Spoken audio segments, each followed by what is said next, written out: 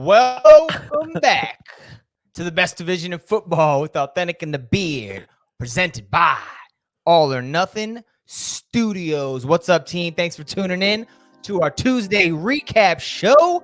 We got 3 NFC East games to recap from last weekend. I've heard some people call our division the most exciting division in football. Maybe, maybe not. We'll see. We do have a new team leading the vanguard, Awthentik, of his first place New York Football Giants. My man, you ready for this upcoming weekend? You guys had a pretty nice win, 3 in a row now for you. We know it. Yeah, we know you're Giants. Hey, when I was on Entertainer Stream last night, somebody was like, Awthentik looked like he always about to catch a body, and we catching him, man. Giants in first place, man. I'm lit. Feeling real good, man. You know, that game against the Bengals was a bit sketchy. Had my heart pumping a little bit, I must admit. But fortunate to come out with the win, man. And a W is a W, man. No complaints on my side, bro. The Beard, man, us Washington football teamers had first place for 2.5 days, and now it's back in the Giants' hand. We're still sitting pretty, though. How you feeling?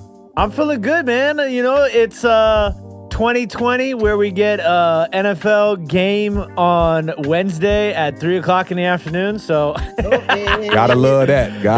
It's kind of crazy, you know what I'm saying? But it was it feels like the Thanksgiving game was so long ago. Yeah, you're right. 100%. It felt like a bye week for us, like I was saying on Sunday. I mean, football really got stretched out this week, and I kind of like it. Yeah. And it's getting stretched out some more, and we'll touch on that a little bit here during the show. But I'm going to take this moment and opportunity to say some shout-outs to the people in the chat, to the squad, to the followers, to the Awthentik and the Bearders. Giants Nation. Yeah, one time. Jameson, welcome back, Mr. Welcome back, Jameson. And, of course, Lax. 044 in the Lax building. Lax in the building one time. Matt Emery back once again, showing some love and support. Appreciate all the love and support. Appreciate that, Matt. Been sharing a lot of stuff on Facebook for us. Yes, sir. And the homie Joseph. What's going on, Joseph? Hope all is well, my brother. Thank you for joining us. Salute to the fam, always. Joseph. Giants Nation in the building. The super talented and always lovely Layla Capri is in the building. What's up, Layla? How you living? How you living? Layla, appreciate it as always.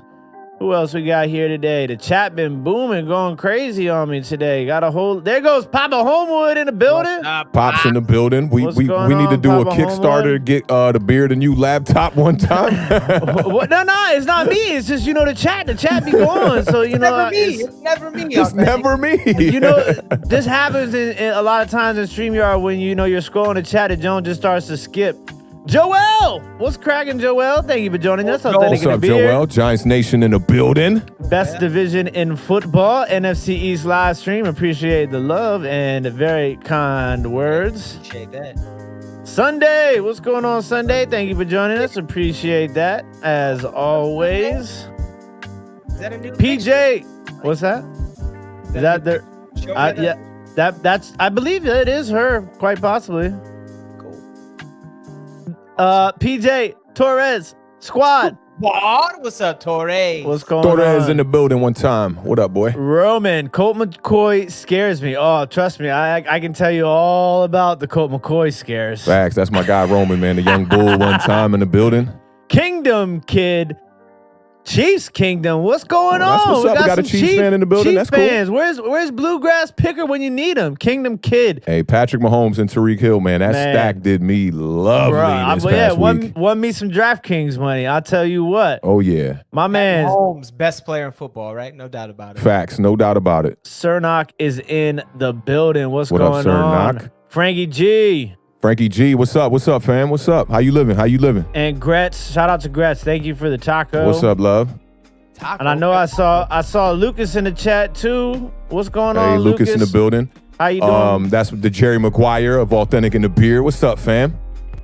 My man. Yes. We're there we go. I saw somebody in the chat talking about a stitched jersey for $50. I need that link. What? Giants. And then Shazad checking in from across the pond. What's going on, Shazad? How you doing, brother? Thank you for joining us. That's 2 shows in a row now, man. Appreciate the support, yo. And my man Kevin from 718 Breaks. another New York Giant fan. 718 in the building. Perry Mack. Perry Mack, Giants Nation in the building. Man. We out here, man. First place, baby, 700 win. Let's go. Kalen Dragon in the building. Kalen in the building, Giants Nation. Caesar Corlito. What up, in Caesar? the building. Corletto. My bad. I just Corlito, Caesar. The two of them together, it sounded like, some mafia stuff. Yeah, you thinking Carlito. Mama Homewood in the building. What's going on? What's up, my dude? Jordan Barker, Big Blue, baby. Hey, you know it. Giants Nation in the building. One time. My lovely girlfriend, Josie, is in the building. 2 times. What's up, Josie? Dan the Answer Man. Hey, Dan in the Way building. back when he had the red and black lumberjack with the Giants hat to match. Yes. I thought about that when I lined this up today, bro. Dan the man. You never thought the New York Giants would take it this far. Now we in the limelight. Steven Gutierrez, bro. Gutierrez. Gutierrez, man. Come on. Man, my eyes. I was, So, yeah, there's so many people in here. Marjorie's in the building. Oh, Eddie Marjorie. Big salute to Marjorie one time. Me up. Yesterday was like, yo, you should hop on Entertainers Channel tonight for the play-by-play. And salute to everybody that was in the building for the Philadelphia and Seahawks game. It was a beautiful one if you're a Giants fan, for sure. Eddie Jr. is in the building. Dank Dill is in the building. Oh, Kevin says he's back to recertify Beard's Redskins card. He's got to do that himself, Kevin. You can't recertify me. I like that. Got to stamp himself tonight. The Colt McCoy scares don't sound fun, man. Nick the Wick. What up, Nick, that's my man right there. What's up, Nick the Wick? How you living, man? Giants Nation in the building one time. Woo. All right, man. Let's get it popping. That was pretty good. Oh, yeah. Don't forget to hit that thumbs up. Hit the thumbs up now. Appreciate that, Sunday. Get the chat out there. We got some new faces in here, too. Altamir, what's going on? Altamir in the building. What's up, fam? I said that one right? I think so. That's not a normal one, so I think so. I'm digging the profile pic, though. Profile pic looking fire. Yeah, it is. Woo. Sweet. Yeah, these intros, shout-outs are getting a lot more intense now. Hey, we might need to just do a shout-out show sooner or later here, man. It's 1,000, in the building. Shout-out Giants Nation one time. Well, we do have to, unfortunately, talk about the irrelevant team in the NFC East. You guys know that's the Philadelphia Eagles right now. I put Dallas ahead of Philadelphia, if you ask me. Philadelphia took on Seattle Seahawks. They lost again. It was 17-23. Philly drops to 3-7-1 on the year.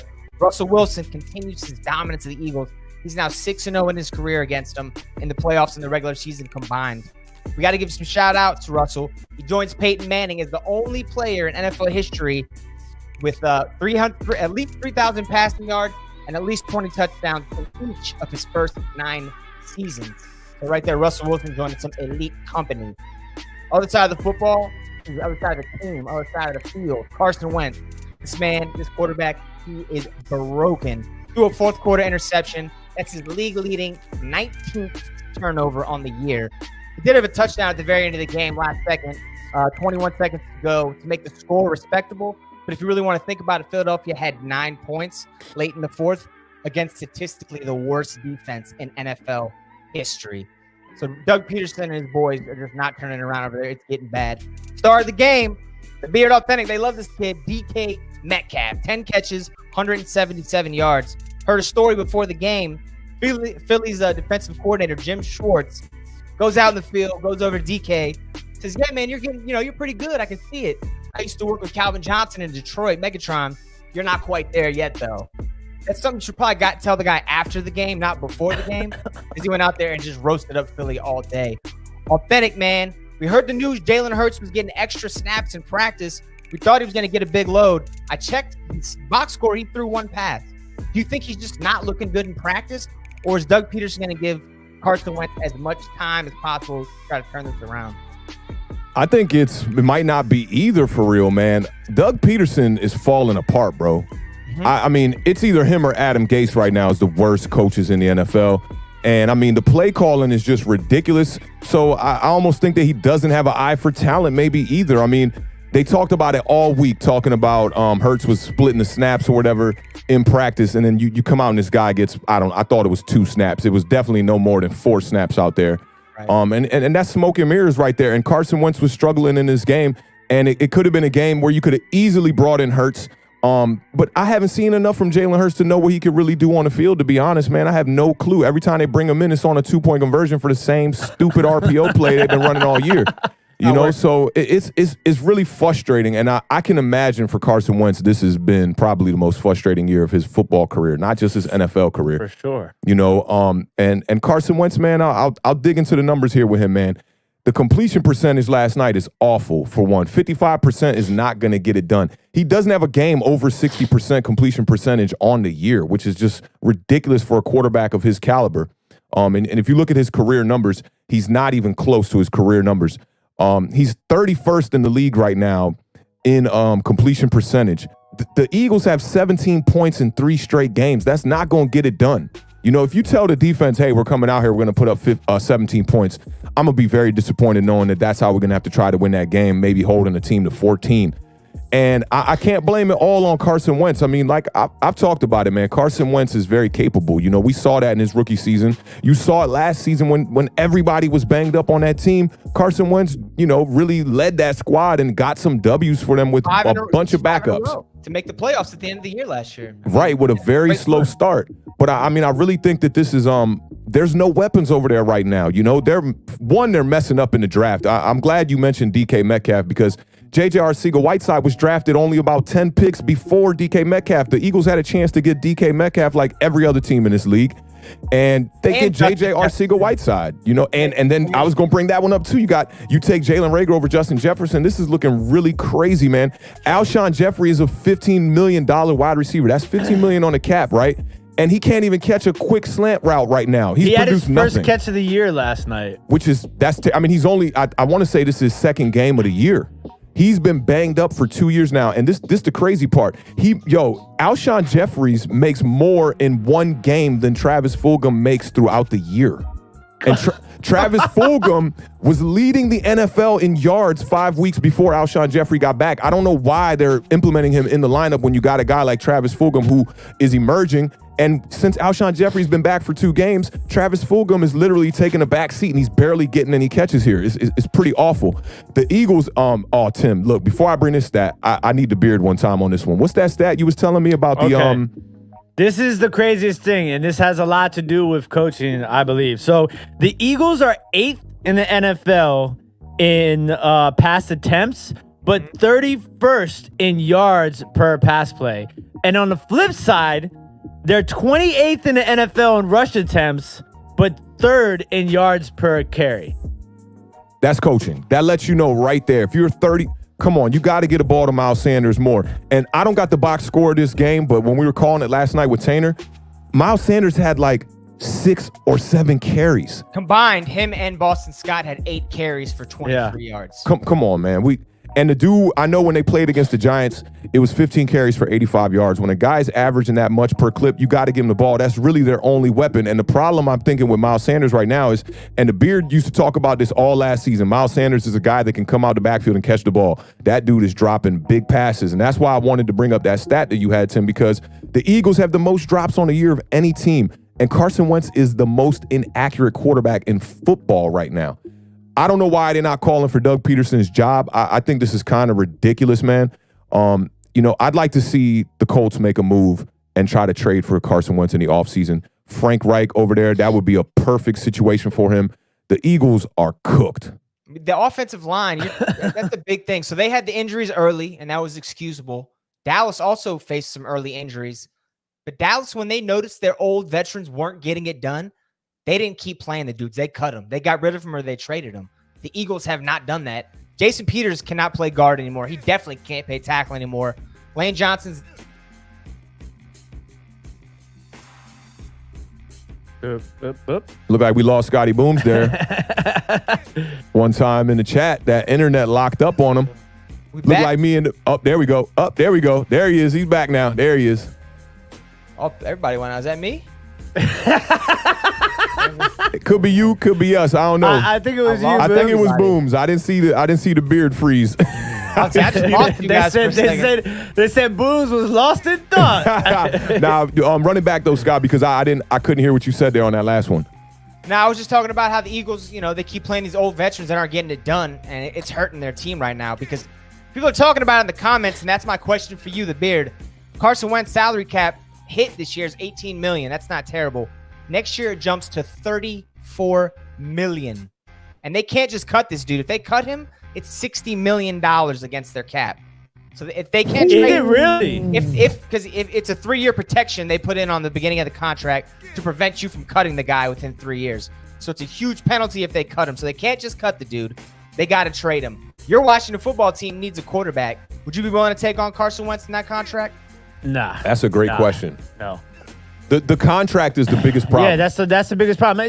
Because we've all seen Carson Wentz, Carson Wentz, like in his prime, like I hate to use the word prime, but when he's been his best so far in his career, it's been really good. Mm-hmm. But and this year it's just it's a culmination of so many different things, because at some point though you can't make excuses. And I heard Doug Peterson in his press conference, he was like, it's a thing of camaraderie and we haven't had the time and the injuries, and then like he goes on this whole spiel, and when he's done saying that, he says, but we're not making excuses. And I'm like, dude, you just spent 2 minutes making excuses. But this the thing is, like, yeah, the O-line is banged up. We got it, right? The wide receivers are, dropping passes, okay? But at the same time, Carson Wentz, you got to put the blame on some of them. At some point, like, you got to be like, look, realistically, he's having a bad year. Really, really bad year. But the team is really bad, bro. The team is really bad around him. These weapons, I've been complaining about Daniel Jones not having weapons, and it's really bad over there. And coaching, man, think about the coaching mistakes that happened in this game here. There was the one time when they were down by 2 scores in the fourth quarter on a 4th down, and I want to say it was a 4th down and 6 or 4th down and 7 or something like that. When you could have just took the field goal, they go for it. It's a 2-score game. You down by 11. You got to get 2 scores anyway. Why are we going to go for it on 4th down and maybe eliminate our chances? I'll give you another one. Down there towards the end of the game there when they scored the touchdown on the little Hail Mary kind of vibe, right? And they cut it to a 1-score game. He goes for 2. They were down by 15. He scores the first touchdown. Why would you go for 2 on the first touchdown? Why wouldn't you wait? Why wouldn't you just kick the extra point there, make it an 8-point game, try to get the stop, try to get the ball back, and then when you score on the second one, maybe then you go for 2. To me, it just didn't make no sense to go for 2 on the first one there. And you got the questionable 4th down that he goes for early in the first half. Doug Peterson is cooked. I want to say Adam Gase is a better coach than him because he's working with a lot less over there. And as far as Carson Wentz goes, you got to look at what Carson Wentz does to keep them in this ball game. He's running the rock crazy because he knows he can't throw the ball down the field. And I don't think that Carson Wentz has ever been one of the most accurate kind of quarterbacks. In his rookie season, when he was having the most success that he was having, a lot of it was coming off of him keeping teams off balance with what he could do with his legs. And look at how he ended up getting hurt in the 13th game. He was scoring a touchdown, running the ball, tried to dive in and got his legs collapsed, and that messed up his knee. Right. So I think Carson Wentz, as far as my eye test goes, the skill set has not changed that drastically. It's just the supporting cast around him. The execution has definitely been a thing, but like he's got no help. Alshon Jeffries has been non-existent for 2 years. Why would you bring him back in the lineup when you got the emergence of a guy like Travis Fulgham? Makes absolutely no sense to me. And Doug Peterson, you win that Super Bowl and you living off of hype. You living off Frank Reich's hype. They built a damn statue for you in Philadelphia. Who is he, Rocky? Doug Peterson? Doug Peterson has a statue in Philadelphia. Yeah, it's him and Nick Foles. Yeah. Come on, you didn't bro. know that? Nick Yes. Foles doing it was the play before the Philly special. There's a picture that they took of the two of them before they did the Philly special. They made bronze statues. Let's get serious. Oh, man. Does Philadelphia have any real heroes? Don't they actually have a statue of Rocky too? Yeah, Rocky. I'll give you some boxing. Frazier. Yeah. Frazier was from Philly. Okay. Danny Garcia's from Philly. Eric Lindros? Freeway, Beanie Siegel. Freeway? Man, Beanie, man. My man Beanie. Somebody in the chat. Meek Millie. Look, somebody in the chat asked me. Scott's in Philadelphia. Jill Scott. Black Thought in the Roots, Questlove. Yeah, Philadelphia is known for breeding some good talent, man. I don't know about at the quarterback position. Because Philadelphia's, Randall Cunningham, he was there in Philly for a little while. But they ain't never win They didn't win no Super Bowl, obviously. Yeah. Fresh Prince, I like that. But he had to move to Bel Air to really see his. So Frankie G's been asking what about.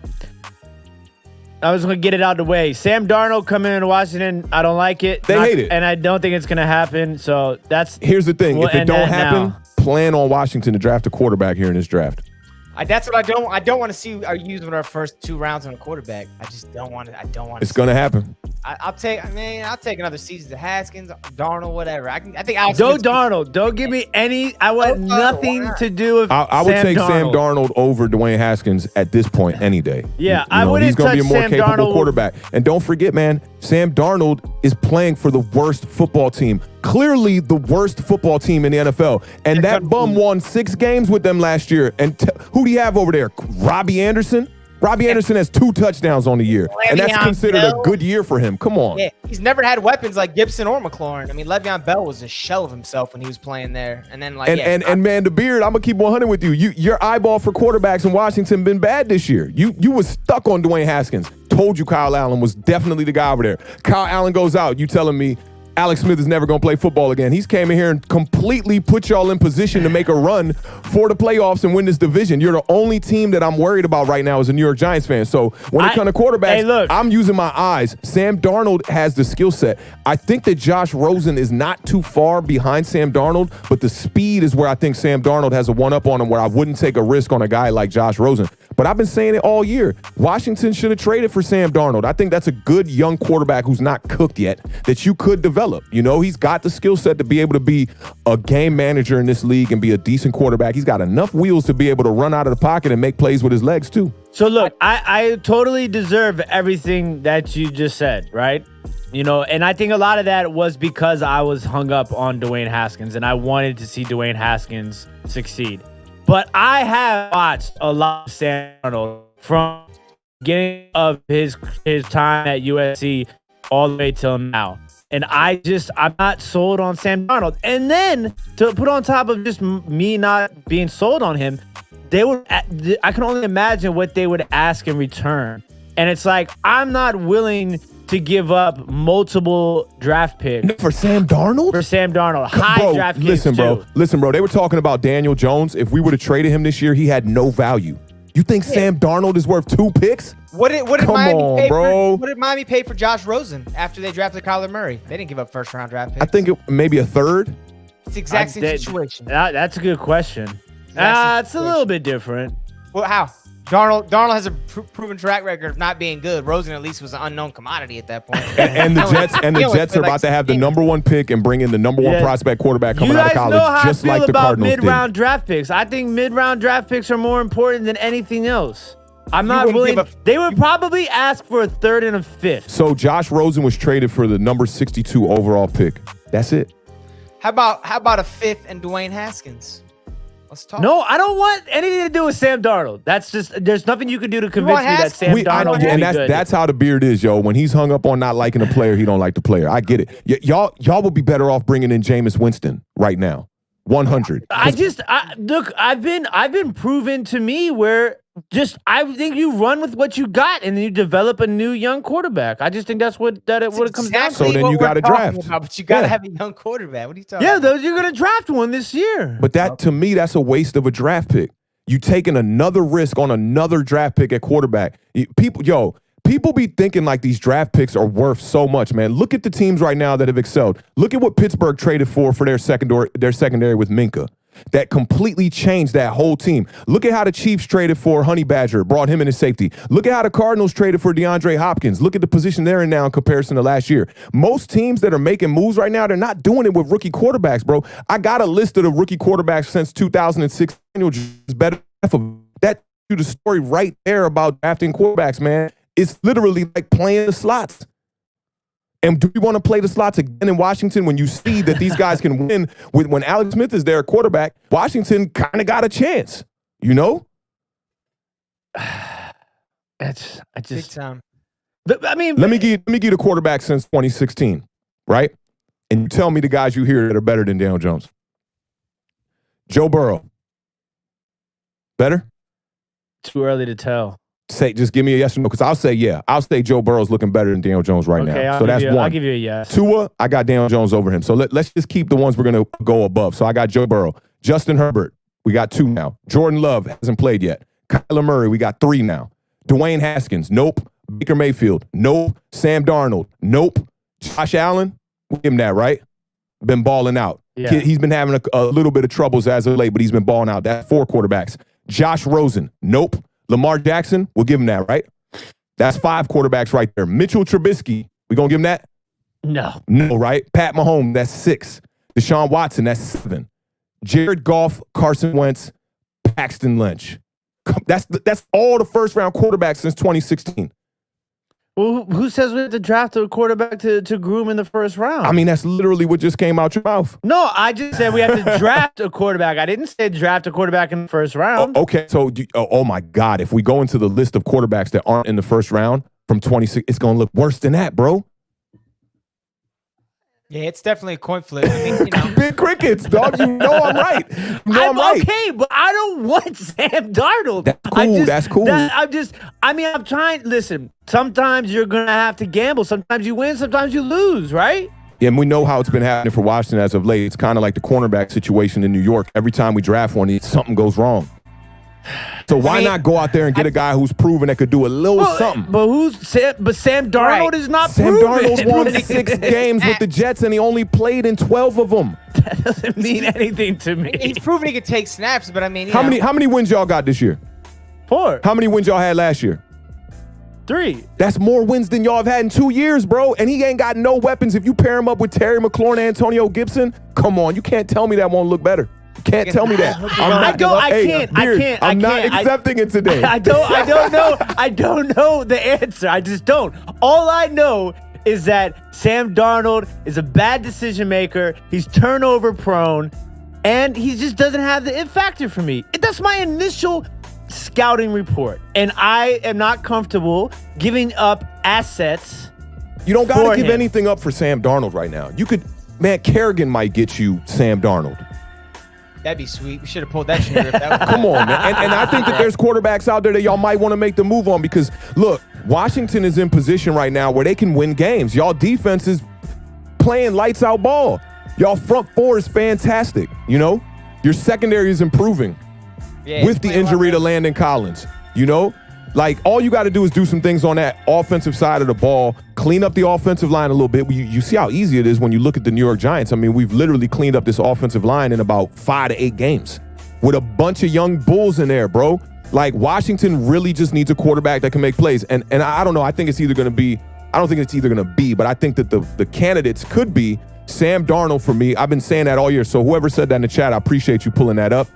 Maybe Jameis Winston. You know, I think he could have a revival to his career maybe in Washington with a guy. We know Jameis got a big arm. The problem was the turnovers, straight up and down. But if you take a risk in the draft at quarterback, bro, fans going to look at you crazy if you talking about doing that in the 3rd, 4th round. Right. That's who you going to find? They're literally talking about there's only 2 good prospects really at quarterback in this draft, and it's the first 2. That's what I'm hearing is the drop off from Trevor Lawrence to Fields is ridiculous. And I watched Fields highlights. He ain't looking like no Trevor Lawrence out there. Okay, yeah, I give you the Trevor Lawrence thing, but there's definitely a lot of talent at quarterback out there this draft. I think you might see 5 quarterbacks taken in the top 10. Yeah, but you know, with that list I've shown you of all the quarterbacks from 2016, bro, how many of them are going to hit? But I mean, think about like this. Quarterbacks taken early, and that means there'd be more guys available free agency too. They were saying, you know, what about Herbert? Like, Herbert was considered to be a huge drop-off from everybody else, right? To some experts. I mean, obviously, I think we talked about Herbert before, and I was high on Herbert, but did I think he was going to be this good? No, I don't think he was going to be this good this quick, but he is. Yeah, I think you would think that not knowing he was going to be drafted by the Chargers.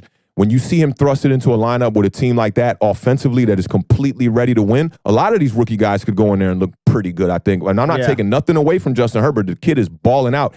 And when you see him with the eyes, he looks like he can get it done. Big stature, big quarterback, big arm, strong arm. I'm bringing that guy in. That's the guy you want for sure. Yeah, for sure, bro. I mean, it's going to be interesting to see. And the Carson Wentz thing, I think, Let's keep going.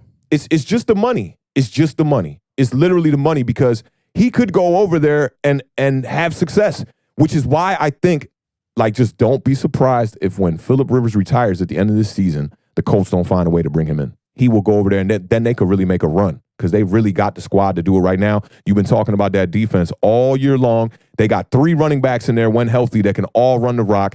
Wide receiver is improving. I like what I'm seeing out of these guys. Pascal's looking pretty decent out there. You can get him another weapon, and you bring in a guy like Carson Wentz, they might be ready to win. But this Eagles team is not necessarily all on Carson Wentz because we've seen him play good. It's the same thing. It's the same criticism I had about Daniel Jones after the first year. When you see Daniel Jones coming to year 2 with a new coordinator again, right, and a new system and COVID and all that, and he has that regression that happens at the beginning of the year, I'm not thinking like some of these Giants fans, oh, we need a new quarterback.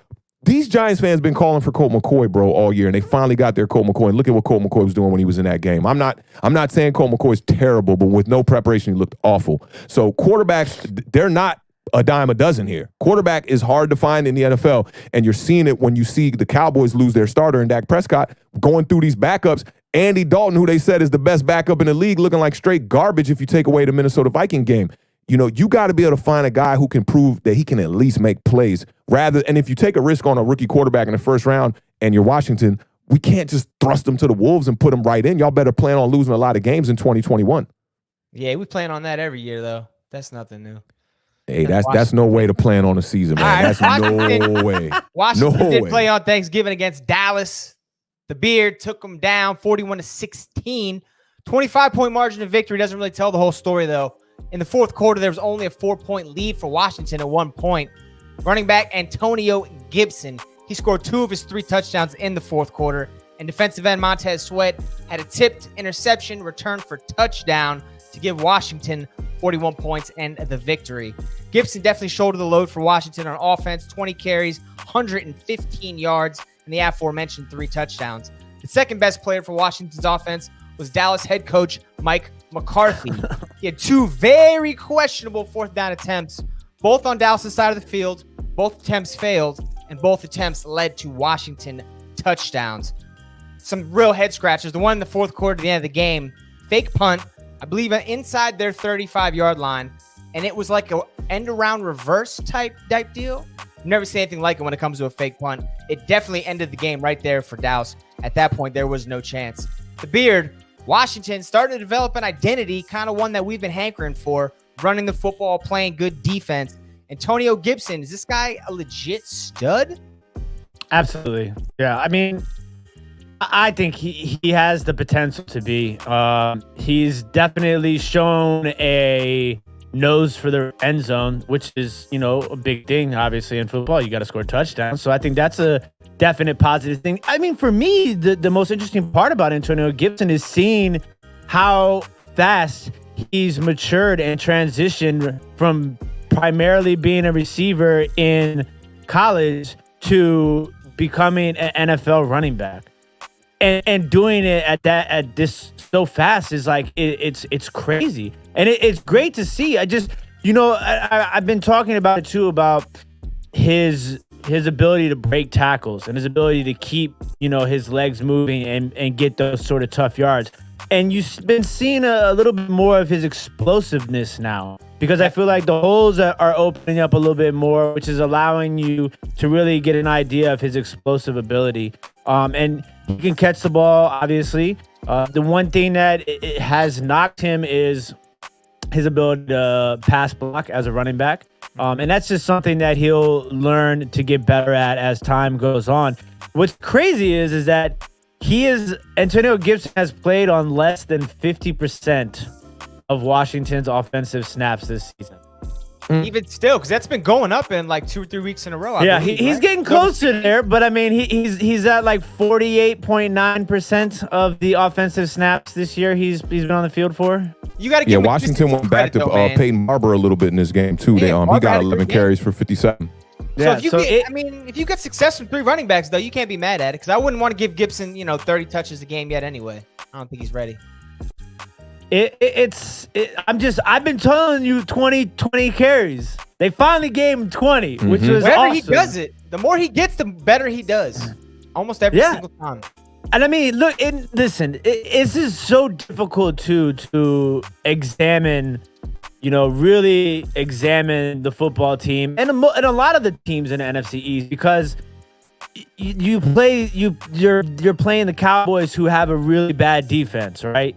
And Antonio Gibson has basically torched the Cowboys both times this season. Yes. And so it's like, how much of that is, Antonio Gibson and how much of that is the Cowboys defense? But the thing I always like to look at when people bring up, your competition, the level of your competition is 2 things I like to bring up. The first thing is you can only play who's on your schedule, right? Mm-hmm. The second thing is like, if you're doing what you're supposed to be doing against bad defenses, that's a good thing. I'd be more concerned if they weren't performing at the level that they were supposed to be performing against teams like the Cowboys defense, You're right. The other thing is too is that the run game is not necessarily just, about running the ball. It's about passing the ball. And you see that like now Alex Smith is not throwing the ball 40, 50 times a game, and it allows your defense to play better because you're controlling the clock more. It's the run game is so essential to every aspect of the game of football, and it becomes super difficult for people to get attached to the run game in this day and age in football because everybody sees the Patrick Mahomes, the Tyreek Hills, the Aaron Rodgers, right. Those sort of things. But if you really look at it, those teams are really good, obviously, at those big explosive plays, but they're also really good about timely running. They know when to run the ball, and that opens up a lot of things. They're effective too, for sure. It's got to be effective because one, if you can't run the ball effective and get positive yards, you won't be able to pass off it. You're gonna have a problem with that. And I think that all passing games come off of the run. And if you have problems maintaining a lead, can't run the rock. You saw it with the Eagles. They were behind in that game all night, and you see why they can't run the rock. Washington has been having that trouble all year long, playing from behind. Last 2 games, they've definitely cleaned that up a bit, and you see that affecting Antonio Gibson's play, and you get I want to say it's his second 100-yard game of the year. The kid breached 11 touchdowns now. Mm-hmm. He's balling out for sure, but you can't run the rock when you're behind, and I think that boils down to the game plan that the coaches are going to implement. You got to put points on the board in the first couple drives. Your first 3 possessions of a game are very important on the offensive and defensive side of the ball. Yeah, I mean, that play of the game was, in my opinion, was scary. Terry McLaurin. Alex Smith throws an interception. Your boy Jalen Smith runs it back. He showed that 4.2, 4.3 speed, whatever it is. McLaurin catches him on the goal line pretty much, right? Takes him down. Yeah, that was a great tackle. And at that point in the game, scoreboard-wise, this game looks like it was a blowout because Washington really took over there at the last 5 minutes with the back-to-back turnovers. But that game was really close when that happened right there. And I want to say y'all stopped them to 3 on that. Yeah, we did. Mm-hmm. That was like the big turning point. The whole game, the red zone defense of Washington was off the charts, because Dallas was in the red zone a lot. Because I remember the first play after that was we stuffed Zeke for like a 3-yard loss, and it pushed him back, and then they ran 2 stupid calls. But this is the kind of question for both of you, also talking about Washington's success, but Dallas's terribleness. I mean, Stephen Jones and Jerry have both come out, said Mike McCarthy's safe. These are some really bad games he's calling. Is he safe, Awthentik? Man, I don't know if he's safe. I think he's safe maybe throughout the rest of this season. But when you run in a fake punt on your own 30-yard line and then you try to run it to CeeDee Lamb to half throw, maybe half pass, I mean, these coaches this is bonehead stuff. These are Madden. These are things that kids do in Madden, like 4th down, I'm about to run a fake punt. Like, what's going on? I don't know if it's being affected because there's no fans in the stadium or something like that, and they feel like it's practice. But I mean, it's a disgrace to coaching. These guys are getting paid millions of dollars, bro, and we're just three dudes who watch football that know you can't run those kind of plays in your own territory. You can barely go. And if you're gonna go for it, it was 4th and short there. Why are you gonna run some fake punt reverse? Just line up and do it. Do a Bill Belichick style and just line up and just, direct snap or quarterback sneak it or whatever you got to do to get a couple yards. But it's just a bonehead play when it's like the game, you have so much time left in the game to be able to make plays. And here you are running a fake punt in your own territory. And Doug Peterson, Mike McCarthy, Adam Gase, man, just, lump them up. 3 Musketeers. They all garbage. They all need to be fired if you ask me. Yeah, it's Look, true. this right here, 100% analytics override. Like, I heard Doug Peterson use the word like 10 times in a press conference. Yeah, but analytics cannot tell you to go for it on your own territory, right? That's what I want to know. I want to know what analytics these people are looking at, because whenever they go for 2 or they go for it on 4th down, they always say like either analytics, right, or the book. Like, what book? Can somebody? I want to see the book. Did you hear what book it is? Nobody knows. I know. Everybody talking about that book. You ain't never seen that book ever. Is it the book, The Water Boy? Like the coaches? Right, the little green playbook.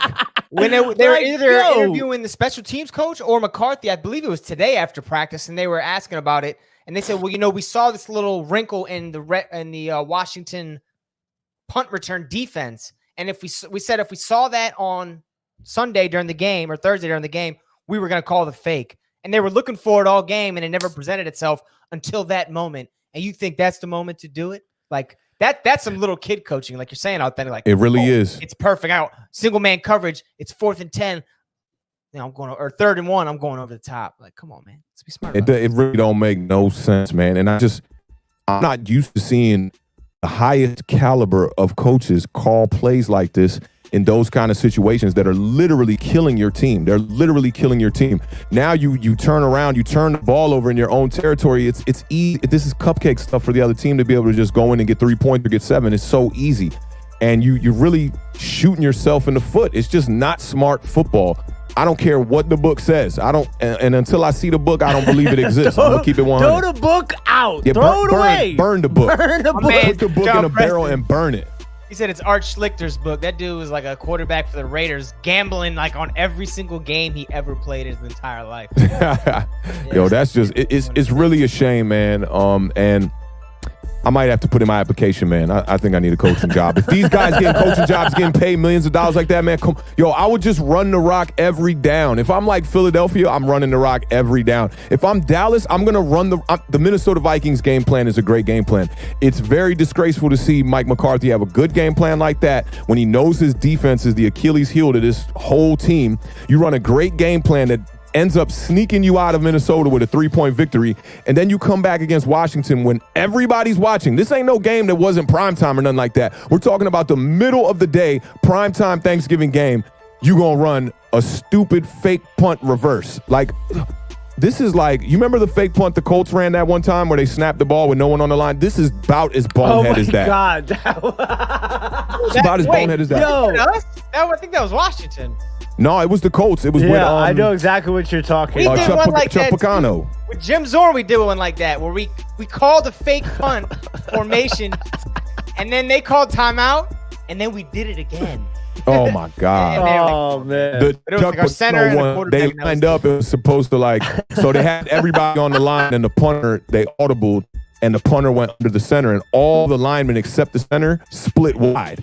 And he was supposed to try to draw him off sides with some hut, and the center snapped the ball, and he was just like, oh. And he just gets popped. It's like, yo, what are we doing here, man? This is supposed to be the highest caliber of football, man. I expect to see that not even in college. That's like JV football stuff, Pee Wee football stuff. What's up with all these reverses anyway? Why are we trying to run all these trickery plays? This is the NFL, man. You got the bodies to be able to run schemes that don't have to have trickery behind it. Yeah, like what happened to the football? You know what I'm saying? Like it's not bad to do a little brunt. You know what I'm saying? It used to be like a trick play like once every couple weeks, and now it seems like every drive they're trying to put one in there. It's like, we don't need all this. You guys are getting too cute. These coaches trying to get too cute, man. This is my question though. So like, it's easy to look at just wins and losses, especially when you're a fan of the team and you're like, well, we're 4-7. We're, basically a tiebreaker away from the lead in the division.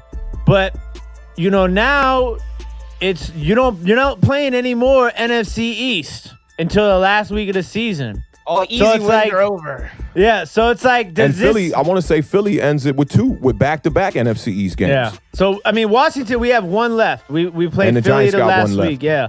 And so it's like now we're all going to be tested for sure. But it's like I want to make sure that Washington has created this new identity. Like, I hope the coaching staff sees what they've been able to accomplish with this sort of balanced attack offensively. And I know it's not going to be easy to run the ball against Pittsburgh, but you can't go try to run the ball, a couple of times and it not work and then just be like, okay, now we're going to throw the ball 50 times a game. You know what I'm saying? So it gets hard against Dallas to see, like, really judge how we played. Because they're so bad. That's my question to you, though. McLaurin, the dude, again, 7 catches. It's like he's getting his 7 every single week. It's unreal. We don't have a second receiver right now. Logan Thomas is stepping into that spot a little bit from the tight end position, but we absolutely don't have a bona fide number 2 guy. Is that going to come back and bite us against good defenses like Pittsburgh, the Beard? No, I don't necessarily think. I think that you found a number 2 weapon. It just happens to be your running back. But receiver though, I mean, in the beginning of the year, we were talking about the second wide receiver a lot. I told you y'all didn't have that weapon, and you were telling me about Cam Sims. And you can't look at Antonio Gibson as a weapon that your quarterback has to throw, because when you only got Terry McLaurin, eventually teams is going to just double over the top. And to speak on what you were saying about the matchup against the Pittsburgh Steelers, I can speak from experience that was Saquon's first game of this year, and somebody was arguing with me on Twitter about this today. Go look at how we tried to run the ball against them in between the tackles. No success at all. Bud Dupree on the edge, bringing big pressure on the quarterback. It's going to be hard to run the rock against them. And I think it's going to boil down to your defense. Your defense is going to have to keep you in the game, eerily similar to how the Giants did against the Bengals, especially when Daniel Jones got knocked out of the game. You need that defense to go out there and continuously make stops, because if you don't score and you're trying to run the rock and the running game is not working, but every time Pittsburgh gets the ball, they score. By the time you get down 14, get down 17, you got to abandon that running game immediately. And that's been the problem with Washington all year long, getting these 17-point deficits, 2-score deficits almost in every game. It's hard to expect the offensive coordinator to continue to commit to a running game, especially when it's not working in the beginning of the game. It's good that the last 2 wins we've had that we've, been able to score early, because I think this was the first game we've actually scored in our first possession all year. Had some, like, any points period. So that's super important. So then let me ask you this, as far as the weapon goes.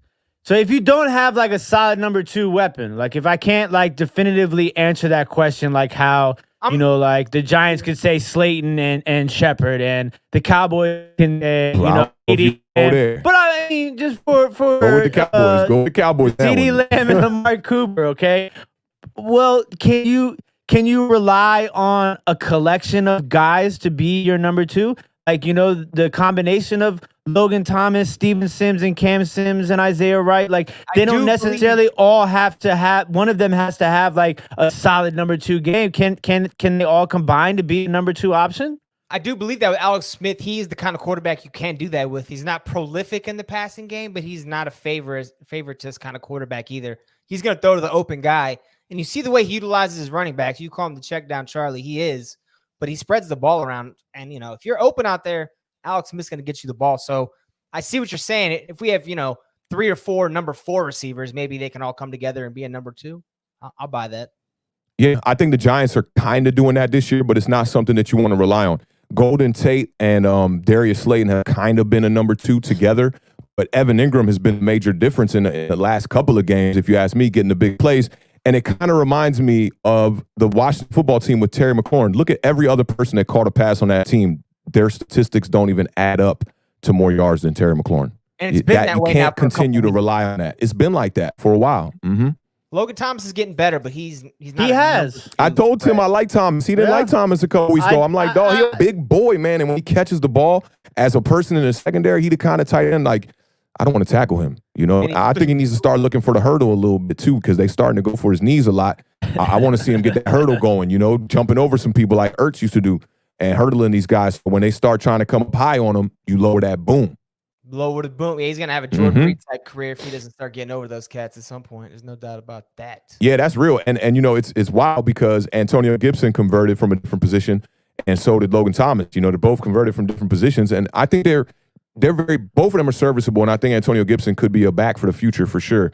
You want to see a little bit more commitment to the run from Washington for sure, but I think it starts with what your defense can do, stopping other teams.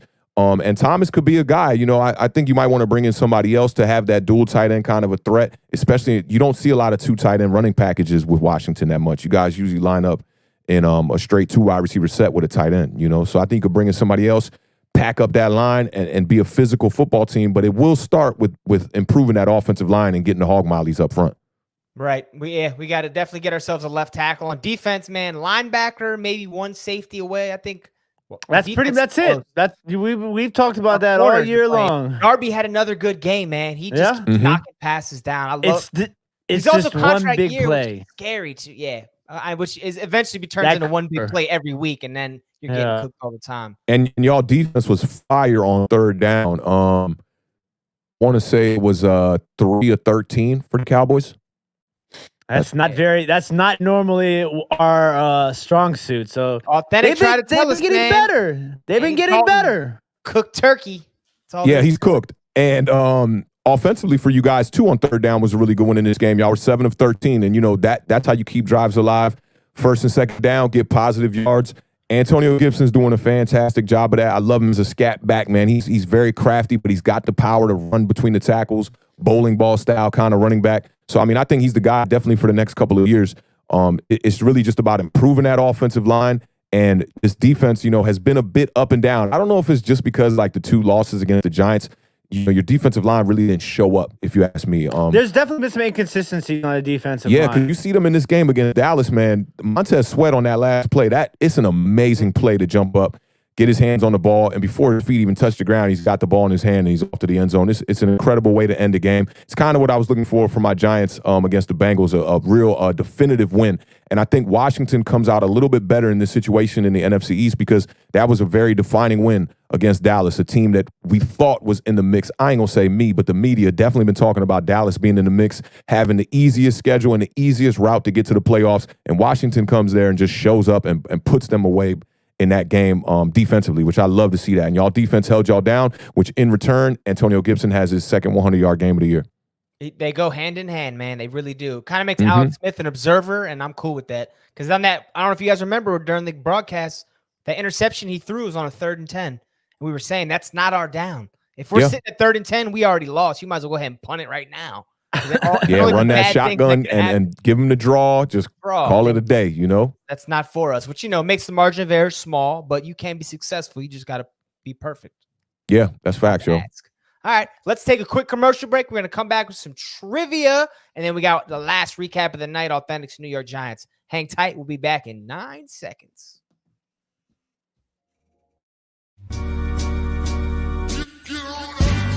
Your wide receiver on IR? Aw, shucks. Your running back keep fumbling every week? Man, damn it all. Well, come chop it up with your boys. We are waiver wire tight. Awthentik and the Beard. Every Sunday morning, streaming live at 11 a.m.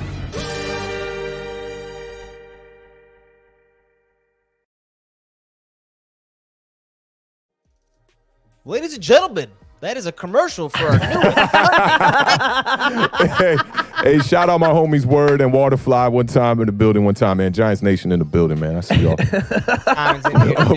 that one more time for me, Scotty. Do that one more time. Ladies and gentlemen, thanks for tuning into the Parlay, our Sunday morning specialty program. We do all the gambling advice you could ever want. That boy's stupid. Come on down. That boy's stupid. Now, check out the Parlay, 11 a.m. Sunday mornings. We do fantasy, we do gambling, we pick the over-unders, we pick against the spreads. It's a good time every time. Everybody comes in with their fantasy questions. We try our best to answer them. We've had a couple duds the last couple Sundays, but we've also hit on some players too, so check us out. We have reached the best time of the episode. Everybody loves it. Authentic Just is the beard. Oh, shit. Presents 10 seconds. Hip-hop bye-bye. Trivia. Oh, yeah. Now I'm going to do Curtis Blow from now on. Trivia. With the outfit, Authentic, you're perfect. Yeah. Trivia. It's trivia time. All right, we got 4 questions tonight. 3 football questions, 1 hip-hop question. I'm going to ask the boys questions alternating. If you guys know the answers, go ahead and drop them in the chat. They're going to take your answers if they don't know it. The Beard, are you ready for trivia? Yeah, I guess. Yes, Come I'm on, ready. man. You've been on that streak, man. You've been doing your thing, you know. Fired up on Saturday, but now you're like, I guess we Yeah, dude. Authentic man, are you ready Ladies to go? and gentlemen. I'm ready to go, Scotty. Let's go. Trivia time. Starting with the Beard first. Question number 1. Who is the only running back in NFL history to average more than 100 rush yards per game? Starting with the Beard. O.J. Simpson. Give me Eric. Authentic. Give me that Authentic. Yeah, give me that Authentic. Give me Eric Dickerson. You guys are both incorrect. The answer is the best lacrosse player of all time, Jim Brown. Ooh, that's a good one. That's a good one. 104.3. You was in the right direction to beer with the O.J. Simpson. You was thinking about the right kind of era, you know, taking it throwback. He was very confident in that Juice answer too. I was like, maybe I'm wrong with this one. Brown.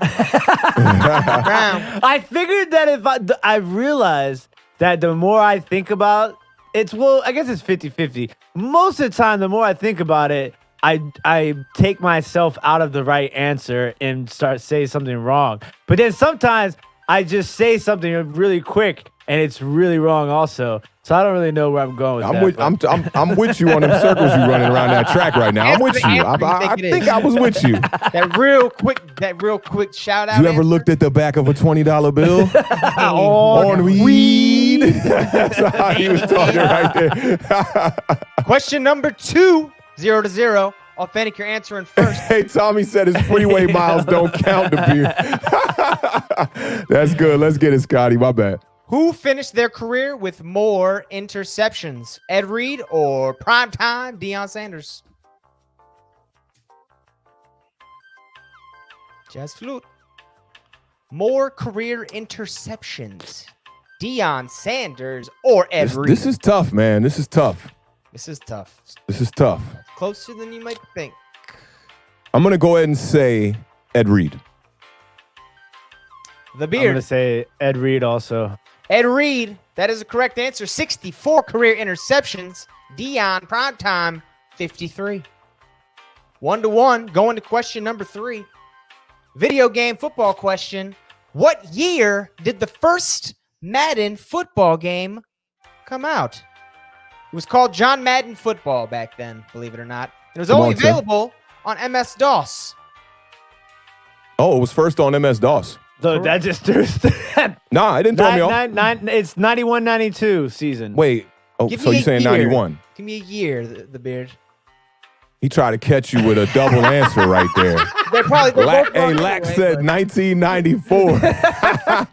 I like that. Or 1984, actually. All right, 91. I'm going to go ahead and say, now, you see, I wasn't a big DOS player here, so I might get this wrong. And I'm gonna get a beard a chance to take the lead here. But I know a little bit of history on this because in 1992 it was released for Sega Genesis and Super Nintendo. On Super Nintendo it was called Madden Football. On Sega Genesis it was called Madden 92. I want to say 91, but I'm gonna go ahead and say 92. So I see one person in the chat that got it right now. Oh, yep, still just one. Grevetti, 1988. 88? That's crazy. MS-DOS. MS-DOS was the Steam of its time. It had some fire games. Facts. You just had to know how to do your control backspace. You know how to use, like, you had to do a little coding. C:\\. Yeah. Early coding. We I didn't wanna know what what that Pseudo looks underscore. I know a little something. Y'all programmers know what's up. What did it look like? Does it like circles on the screen, like moving, or? You got No, your, it probably looked like the game we got in 1992. It probably looked a little bit like that. But using a keyboard and a mouse, that'd be a little interesting. Oh yeah, but don't forget it was D-pad on Sega Genesis and Super Nintendo too. So you really only had up, right, down, left, and you kind of had to hold between to go diagonal.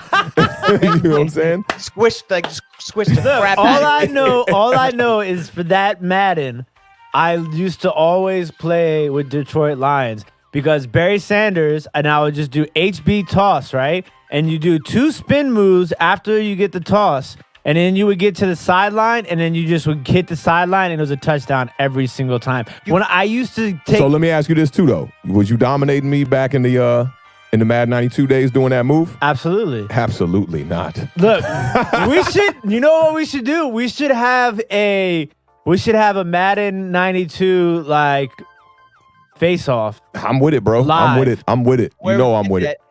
We could do that, right? I could get it. I actually could probably get it on a computer, and we could use Xbox controllers to play. I say Tommy's probably got that hookup, man. He's got Dude. Oh, you know Tommy got that. If you're in the chat and you want to see Awthentik versus the Beard in Madden 92, type a hell yes in the chat. Hey, Joel, I definitely remember those little Tiger. I think Tiger was the company that made those football games. I've sold a couple of those. They sell pretty good. Yeah, those were solid. Hear Big Crit's new single that came out on Madden. It's like the chorus of the song is your play from Madden. It's like, is it? Spin move, sideline go, get him and go. Look at all those hell yes in the chat. Oh yeah, they want to see me just dog you in old Madden 1988. We got to go to Madden 92 though. I don't know about that DOS version, man. That joint wasn't we'll popping. go 92 Madden. Yeah, I'm down for the 92 Madden. Dude, I have a Sega Genesis actually up in here with Madden 92. That one is easy. We could get that popping, no problem. Check out our Twitch channel. All right, question number 4. It's tied up 1-1, right? Nobody got that one. All right, this is a hip hop question. Yeah, 1-1. Awthentik before the show, he wasn't gonna get it. He said, "Yeah, right. Give me your best shot." Is that what I said? Damn it. Question number 4: which 3 hip hop groups comprised the Native Tongues collection of artists? It's Awthentik. You're first. De La Soul. You got to give all 3. Oh, we're gonna let him hear all my answers. Do you want to go back and forth? Yeah, I don't want him hearing my answers. You saw his face when I said De La Soul. He was like, "Oh, dang, pressure cooking right now." This is your conscience speaking, Tim. You only got to get one, the Beard, because he's got to answer 2. So you have a distinct advantage in this line of questioning. You should want this. I got like 5 groups in my head that I'm like thinking it could be. I got to repeat the question. No. I know what it is. Repeating it for the chat. Which 3 hip hop groups comprised the Native Tongues collective of artists? I want to say there's more than 3 too. Yeah, I want to say there might be more than 3. It might be 4. The original 3. Original 3. Joined up very shortly after with his squad, or like a couple of his people jumped over. But it was 3. Tommy said Dave Matthews Band. Because the 2 I'm thinking right now is either DOS Effects or Tribe Called Quest. He looking in the chat though. No, 100. I'm not. 100 looking in the chat. Up. You said De La Soul, Awthentik? Yeah, I said De La. So the Beard, you gave me 2 answers. I'm gonna need 1, buddy. All right, I'm gonna stick with Tribe Called Quest. Awthentik. Tribe Called Quest is one of them, but I know he got that in the chat because I saw his face when he first saw the question. He ain't have an answer. He was looking puzzled like a mug. You are the NSA interrogator on the program, so we'll trust you. I'm on my first 48 vibes, man. I kept the chat off for these specific reasons. I heard you clicking just now, clicking it back. So if I went over there and looked, you'd be like, "Look, it's the brand. Look." So it's all good though. Now I don't think I know the 3rd original one, but I'm gonna go with Slum Village. I don't think they were original though. Who? Mike Jones actually nailed it in the chat. It's the Jungle Brothers. Jungle Brothers. That's a good one. That's a good one. Okay, so wait, DOS Effects wasn't became a member of that at any point? I don't know. They might have at some point. Tim can't even remember the name you said. He don't even know his native tongue right now. You know he didn't know it was Tribe Called Quest. You know he didn't know that. I knew that. That's the only 2 I knew. Was De La Soul or Tribe Called Quest? Was it in there? Say it again. I don't know. I didn't see it on my comments. I'm looking up. Oh, it was in there. A lot of people knew Tribe. I don't even look at the comments. That's what I'm missing them. Yeah, a lot of people knew Tribe. There goes Gretz. Cheaters. Good never point. win. Yeah, right. Yeah, those whiteboards need to come, Correct. definitely. Yeah, we're gonna do that. We're gonna do that. Prime it. No, And then you wonder why he be having these, but nah. No. it's terrible. I All right, no dude. love. We get a tie. We're Philadelphia and Cincinnati Bengals. That's it. We're moving on. Last recap of the evening. That's a tie. Whoa. Let's take one more break. Let's take one more break before the last recap. And we'll leave the jazz flutes on for y'all. Yeah, it's flute to the commercial break. Scotty, act like you're talking like we're on Oprah, but mute your mic.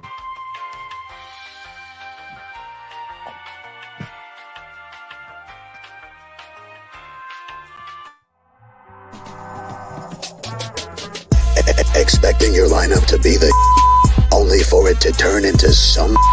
Well, we can help you rectify that situation. Come chop it up with your boys, Awthentik and the Beard. The best division in football. The best division in football. Streaming live every Tuesday, every Thursday at 7 p.m. Hello, welcome back. Our last recap of the evening. Talking about Awthentik's New York Giants took on the Cincinnati Bengals. They got the victory. They are now 4-7, sitting in sole possession of first place. These drums I'm loving these right now in my ear. It's like beautiful music. New York Giants scored a touchdown in the first possession of the game, courtesy of a Wayne Gallman touchdown. Then they rode kicker Graham Gano and that defense to a hard-fought victory. Daniel Jones, quarterback, left the game early with a hamstring injury. Tried to come back in. Clearly could not play football with this hamstring injury. Came right back out. Enter Texas legend Colt McCoy. Didn't look great in his limited appearance, but he did lead the Giants to victory, or at least carried them the rest of the way to victory. We got to talk about the big names, though. The Beard and Awthentik said Wayne Gallman was going for 100. He went for 94 yards and that touchdown I talked about. So probably the biggest game of his career, definitely the biggest I've seen. I didn't see him putting up those kind of numbers. He had a great game. Evan Ingram, 6 catches, career high, 129 yards. Also had a couple frustrating moments for Giants fans. And they always seem to like hype up the bad moments. But I think he's a future All-Pro. Sterling Shepard, 7 catches, 64 yards. 5th game in a row with at least 6 catches. Awthentik was mentioning his consistency on Saturday, and once again he balled out. Jabal Sheard, he's the newer addition on their defense. Sacked Brandon Allen and forced the fumble at the end of the game. Recovered by Leonard Williams. That sealed the deal for the Giants. They sneak out with a 2-point victory. Awthentik, Daniel Jones in the short abbreviated appearance. 0 interceptions, 0 turnovers. Again, 3rd game in a row, 3rd win in a row. How you feeling about that, man? I'm feeling good, man. It was a solid performance from Daniel Jones, and to me, a terrible first half by Jason Garrett as far as the game plan goes. Man, I was on Twitter. I'm sure a lot of my Giants Nation fans saw this on Twitter today. Somebody was arguing with me about Pat Shurmur, talking about Pat Shurmur was a better play caller than Jason Garrett was. And I'm just like, man, I had to end the conversation and just be like, bro, we in first place right now. I am not about to be up here on Twitter arguing with you about Pat Shurmur, brother. So you can have that one. Daniel Jones, 16 of 27 for 213 yards in 2 quarters and some change. It's another solid game from him, but, 27 throws in 2 quarters and change is just a little bit too much if you ask me. And I think that Jason Garrett just tried to get a little bit too cute in a staple game here where we needed to get a big win. And I think he wanted to come out here and really blow out the Bengals. You saw 2 trick plays early on in this game, one reverse, and you saw the quick pass out to Golden Tate where we tried to get Golden Tate to throw a pass down the field, and that got broken up. But I know everybody was down on my man Evan Ingram about the fumble on the one drive. I mean, that was major for sure. But Evan Ingram had a day. 6 catches for 129 yards, which is more than every wide receiver on the Giants combined. Wow. And we're not talking about no bad games from the other guys here. You talked about Sterling Shepard and this streak he's on 5 games in a row. And Sterling Shepard was hurt. I want to say he only has 1 game with 6 catches or less. The first drive, Daniel Jones comes out hot. Big throw down the right sideline to Evan Ingram for 54 yards. That was the longest pass of the Giants this year. And he started the 3rd quarter with another big play to Evan Ingram for 47 yards. So I know people been down on my man Evan Ingram, but I've been trying to tell, man, you gotta be with, man, when he has the skill set and they got the will to be able to make plays, you got to give him the time. And Evan Ingram's the kind of guy that I will take the bad with the good. As long as he can clean up these drops a little bit, I'm cool with that, man. Everything but the fumble from Evan Ingram was a solid game today. And we know now with the injury to Daniel Jones has got to learn to slide better. We talked about that during the broadcast. There was 3 big hits in this game on Daniel Jones, and the third one took him out the game. I know a lot of fans want to see Daniel running this RPO, and we do see a lot of success with that RPO, but at the same time, he's going to have to learn how to slide, and we're going to have to design plays where he's not taking big hits. There was the one run that he did off the right side, off the right hash in the first quarter, where the defender was barreling down, came like tackling him on his back and folded his back up. It reminded me of the Tony Romo injury, and I was more scared.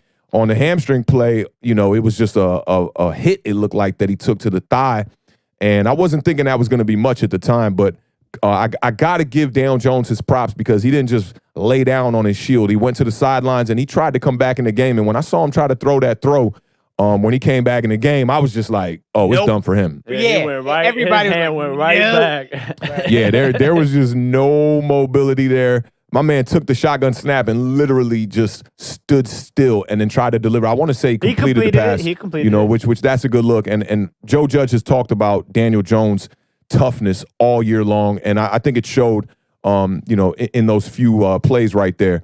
The drop off with Colt McCoy was very significant, and Joe Judge talked about Colt McCoy, and he said Colt McCoy in practice has been one of the biggest benefits for this Giants defense, because they say Colt McCoy be torching this Giants defense in practice and in preparation for games, acting as if he's the quarterbacks we've been facing.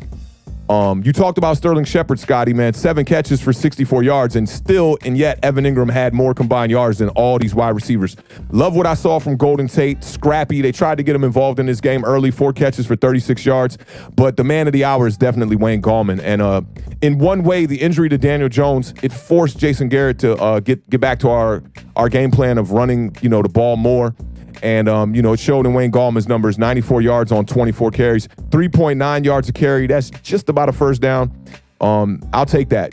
Three carries right there. You can run them, get a first down. That's immediate. So that's the good stuff for this Giants game. Big scares in this game. And we'll start with the special teams. Daniel Jones comes down the field, gets the big play to Evan Ingram, which could almost have been a touchdown there. He gets tackled at the 4-yard line, and Wayne Gallman just walks in for a touchdown. Immediately after that, we kick the ball off. And on a wedge return right up the middle, these guys just run it all the way back. Got to commend the guy on the return. He's a cornerback for the Bengals. I forget his name. Last name is Wilson. My man got speed. He showed big speed on that return. He was everywhere. He was definitely everywhere in this game. He was making some tackles in this game too. He's their best player on defense by a long shot. Yeah, man. He definitely balled out. But I'm looking for Joe Judge to clean this up on special teams, and I think it's going to be a tough week of practice for the people on special teams. Facts. My man Pest from PTA Sports was talking about this because he's a coach of the youth as well, and he was talking about, man, Joe Judge is going to be ragging them in practice. Expect a bunch of laps being ran by these special teams players. Xavier McKinney, who was out there on special teams a little bit too in this game. We saw him in his debut. I like the way they eased him into the lineup. You didn't see a lot of him. I think that's exactly what you want to do because Logan Ryan was just lights out in this game. The strip fumble recovery from him, and he almost had another interception there when Jabril Peppers kind of got in his way and tried to snag one of his interceptions. Would have been another turnover for the Giants that we didn't get. This defense continues to be bend but don't break, man. Our third down defense was solid. The Bengals were 3 of 10 on third down, which is just god-awful. But the quarterback play over there was not good. Giants dominated the time of possession too, man. 37 minutes to 22 minutes. That's what you want to see, man. And this defense really, really took us to a victory in this game. The total plays was just ridiculous here. The Giants ran 80 plays. Cincinnati Bengals only ran 46 plays. Dang. So, that's what you want. Man. Defense kept getting the ball back. Defense kept getting that ball back. Love what I saw to Jabril Peppers. Talked about Logan Ryan here. Nico Lalos, who was promoted from the practice squad. That was on his second snap, gets a tip ball interception. And it was nice. And it was a beautiful dive. We talked about this during the live broadcast of this. You want to see effort because I feel like a couple plays before that, you saw Logan Ryan not lay out for a tip pass interception that I thought he could have had early in this game. Nico Lalos coming off that practice squad, he showed big hustle on that, got the interception.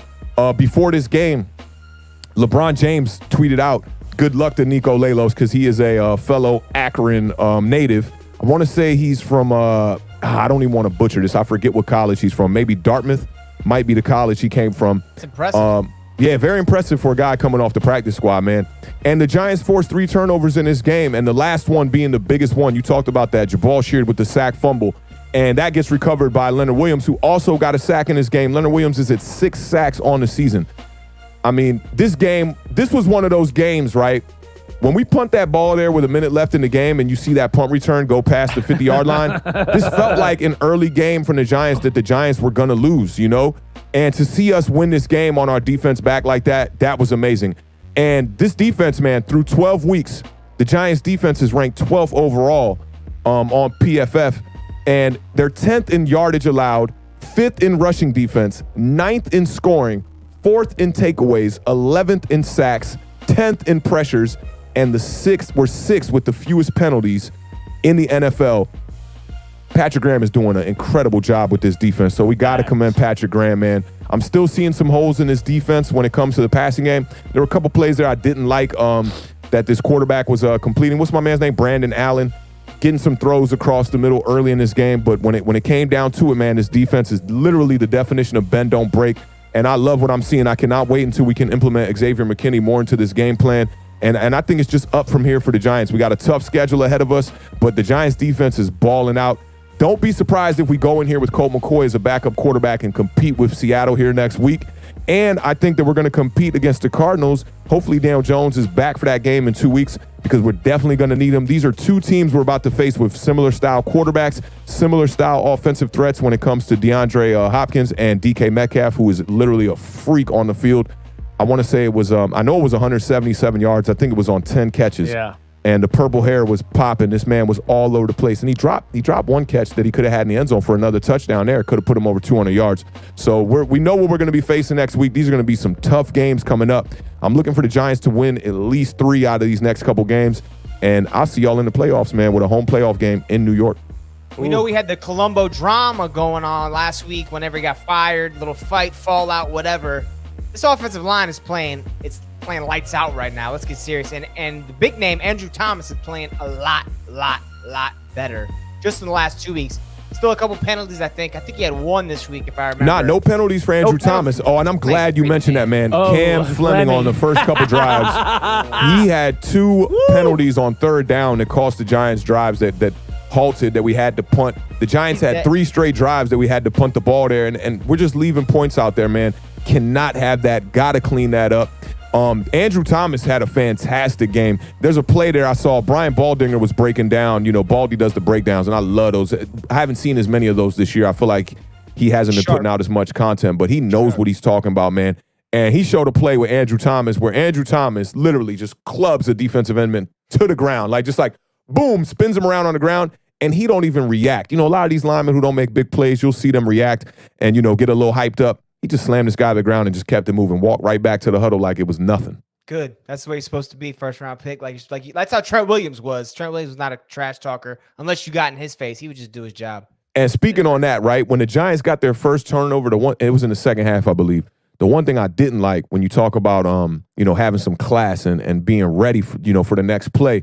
Yeah. When we got the one interception, I want to say from Nico Lalos, they all ran back to the end zone to go celebrate and take that picture that defensive players like to do, you know, when they make big plays.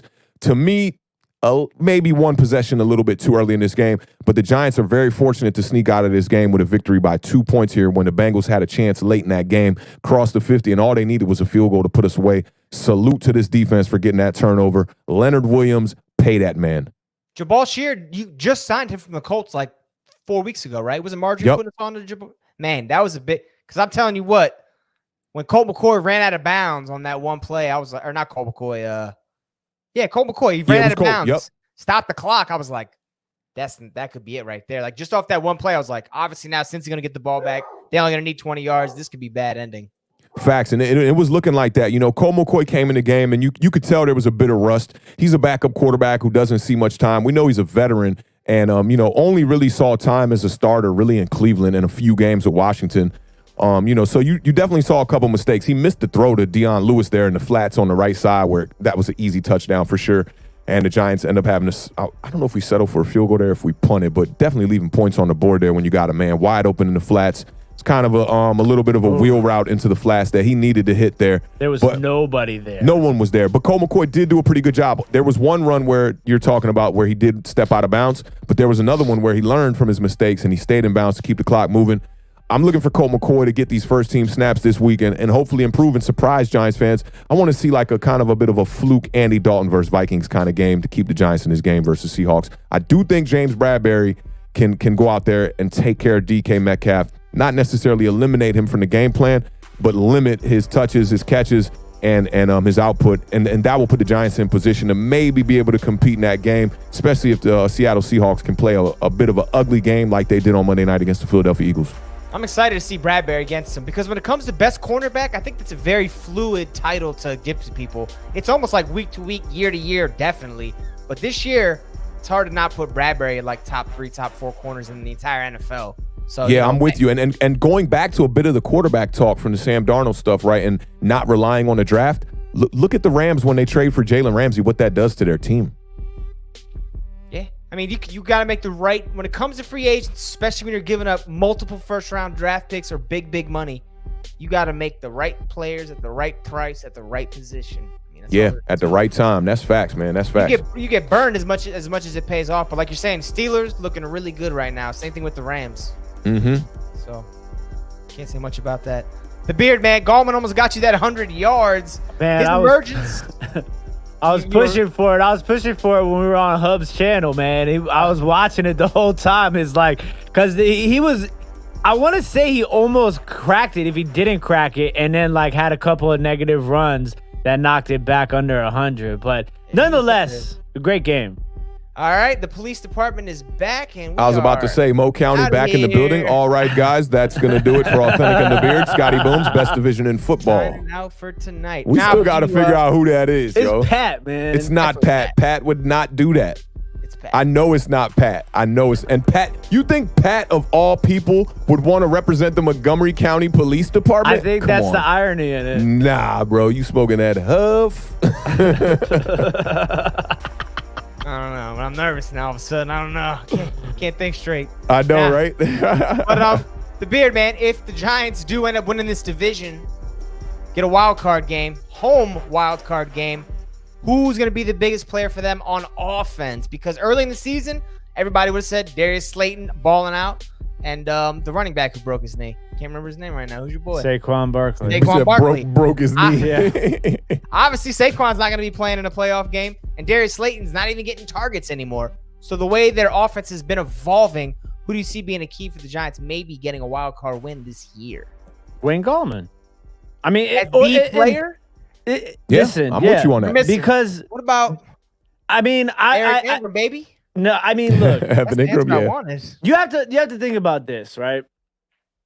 With these teams, the Washington football team, and we're just going to leave it to Washington and New York right now because Dallas and Philly is fading so fast. But when you look at these teams, you really get the sense of what like team wins and team losses really mean. Because neither one of these teams really have, I mean, like, yeah, we have Terry McLaurin and you know, the Giants, I guess, you know, have somebody like Darius Slayton, but like, you really have to win games as a collective. There's nobody that's a Patrick Mahomes on either one of our teams. There's nobody that's a Patrick Mahomes in the NFL. Exactly. Okay, that's a bad one. But you know what I'm saying. What I'm saying is that like there's not going to be one person that's going to carry the team. But I think that, you know, Wayne Gallman, and I've been preaching Wayne Gallman and Leonard Williams. I've been preaching them for a long time. You know what I'm saying? I don't think there's one player in the league that makes impact alone at all. Even Patrick Mahomes, I mean, look at the weapons. Tariq Hill is, just ridiculous. Yeah. Mecole Hardman is ridiculous. Sammy Watkins come back healthy, it's ridiculous. Clyde Edwards-Helaire, Le'Veon Bell, Travis Kelce. I'm naming an all-star roster. Yeah. You know? It's true. But and also, it's going to come down to Dan. And Andy I'm assuming. Reid. You didn't say Andy Reid. Yeah. Eric Bieniemy. Dog, we could just go. Is it Spagnuolo over there? Nah, it's not Spagnuolo on the defensive side of the ball over there, I don't think. Sure. I think it is. Maybe it is. You know, he got a ring. But also it's going to come down to, you know, Daniel Jones, because Daniel Jones, the Giants win when Daniel Jones doesn't turn the ball over. That's just a fact. You know what I'm saying? 3 games in a row. So I think that the combination of you know, Daniel Jones, and that's what sucks to see him go down in this game. You know, as a fan of football, like you kind of started to see him turning this corner, and his presence in the pocket was getting better. He was protecting the ball more. It seemed like things were really heading in the right direction, and to see him go down, as a football fan, it sucks. You know what I'm saying? But it's part of the game, and I think that if he comes back healthy and they do take the division and they do get a playoff game, it's going to be huge for him. It's going to be his first playoff game. It's going to be his first taste of that action, and you can't let that pressure get to him. He's got to protect the football, and I think that if Wayne Gallman has a great playoff game, that's going to take a lot of pressure off of Daniel Jones and allow him to perform to the level in which the two of them can lead the team to victory. I'll give you that, man. That was good. That was well. Yeah, I'll give you that. And Wayne Gallman almost broke that run, man. One cut shoestring tackle on that run, 12-yard run. I mean, if he doesn't make that tackle, Wayne Gallman's off to the races. They needed that game so bad. And now knowing that Jones might miss time, because they had the MRI they said was good, no major tears, but then I also heard that he might miss time. And hamstrings are notoriously finicky, so there's no real timetable for when he's going to be able to play. Yeah. You need that win. That is a must-win game. It's a must-win. You lose that game and the season might be out of here. Giants brought in Alex Tanney, worked him out, and he's in the COVID protocol right now. So it looks like Alex Tanney's going to be the backup going into the Seattle game. And as a Giants fan, I'm just praying that Daniel Jones can make it back against the Cardinals. But if he's not ready, I'd say hold him out. Don't rush him back. Like you said, these hamstring injuries, man, they're tricky, man. I've seen it with Devontae Adams in multiple seasons.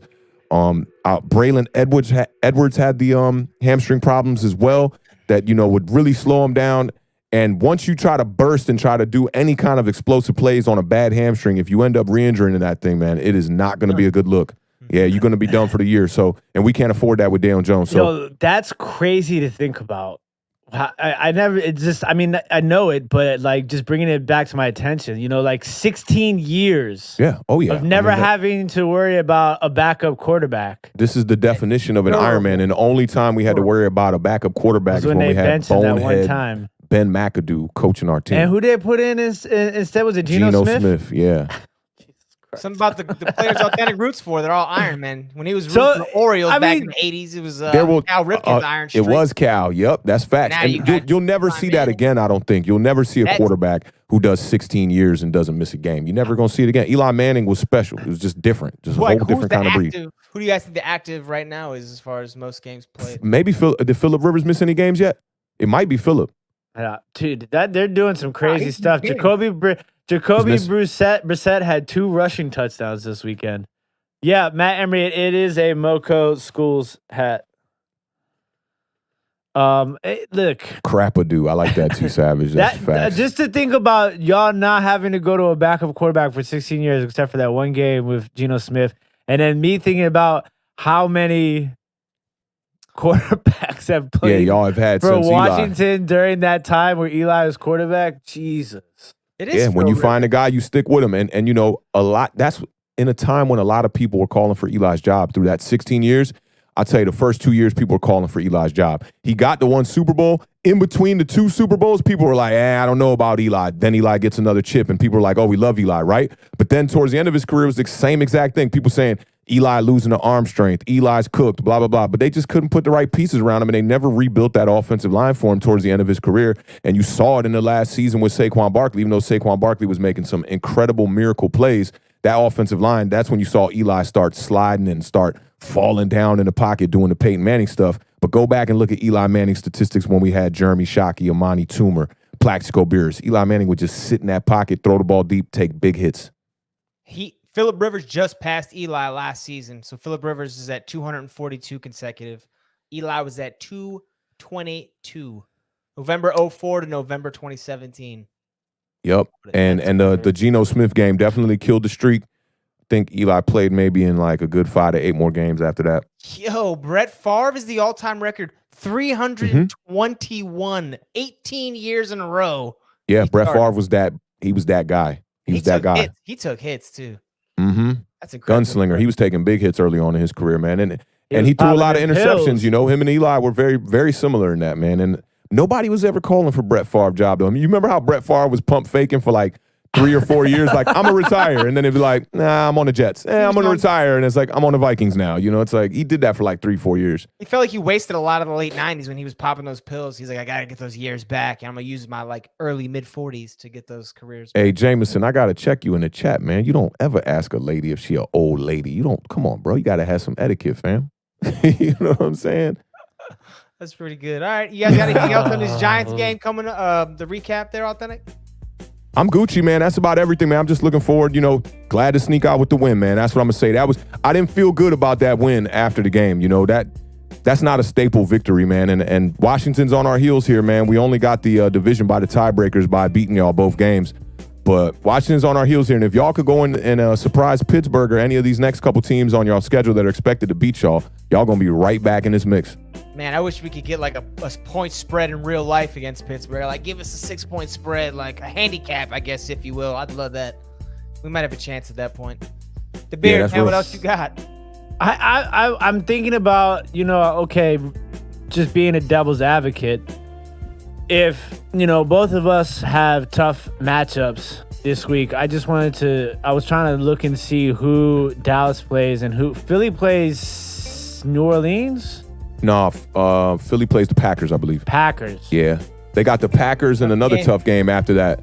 Yeah, they're done. I told you this last week, and Scotty Boomz was like, "Oh, they're gonna go 5-2." Hey, how does my 6.5 look though? How did my 6.5 look? Yo, let me tell you, we gotta talk about that. That killed Yo, can you imagine? Can you imagine having that and then seeing that touchdown and just I thought you were going to talk about the meme that was going around. There's a meme with a college kid going around. When he scored that 2-point conversion, he loses his mind and like throws some stuff at the wall because he had the 6.5 covered at that point, but then they go for 2, a random 2 at that. They did not need to go for that 2 right there. It was actually the game was over. The game was over. Well, no, I wouldn't say the game is over because it was still a 2-score game. It was pretty much out of reach, but it was a 2-score game. And if you kick it there, then you could go for the 2 the next time to win the game. So to me, it just made sense to just go ahead and kick it because if you kicked it, you'd be down by 7. That's what it was. It wasn't 8. It was down by 7 if you kick it. So they kick it, and then they cut the lead to 6. It's just foolish coaching, man. Doug Peterson is a moron. I heard that too, T. Savage. Somebody had $500,000 on the game. They were about to win big money. Like you're saying, the touchdown's fluky. The 2-point conversion, Doug Peterson, you better not have your address listed, buddy. That's a lot of money to lose people, man. Yeah, man. And maybe he's in cahoots with Vegas. That's probably why he's going for 2. You know, this might be Pete Rose vibes or something like that, trying to bet on these games because he's going for 2 in the most inopportune times. It just doesn't make any sense to me. I was telling the Beard that about his signed football cards. I was like, you're out here telling our viewers you like these guys, but in reality, you just need them to ball out so you can sell that card for $50,000 in 10 years, you know? That's facts. Can we trust you? I don't know. Yeah, you can trust me, man. Probably not. Probably not. I was like, Laviska Shenault? Come on, man. Who is this look, Laviska Shenault is that dude, man.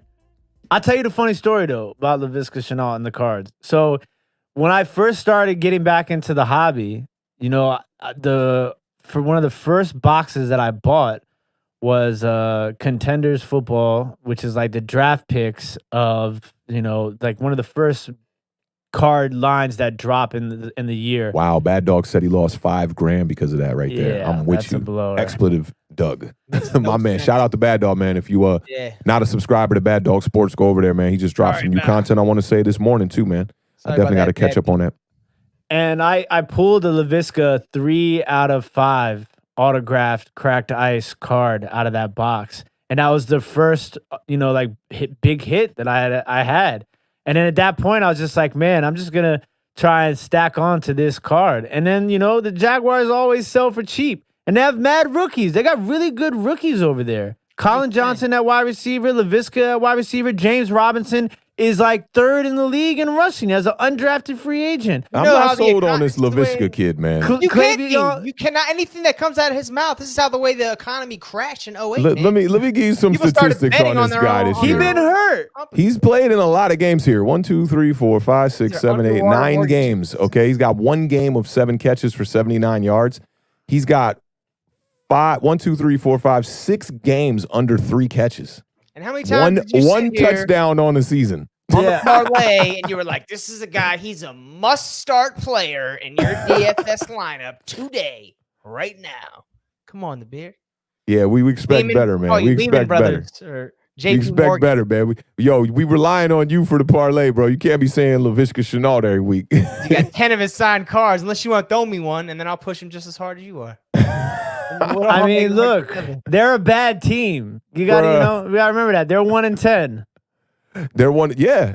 So they're playing from behind a lot, you're saying, right? No, they're not. They're just really bad. They just lose. It's not about playing from behind. The quarterback has been he said they what are they 1 and what? 1-10. And it's not about playing from behind. Do you know who played quarterback for them this Sunday?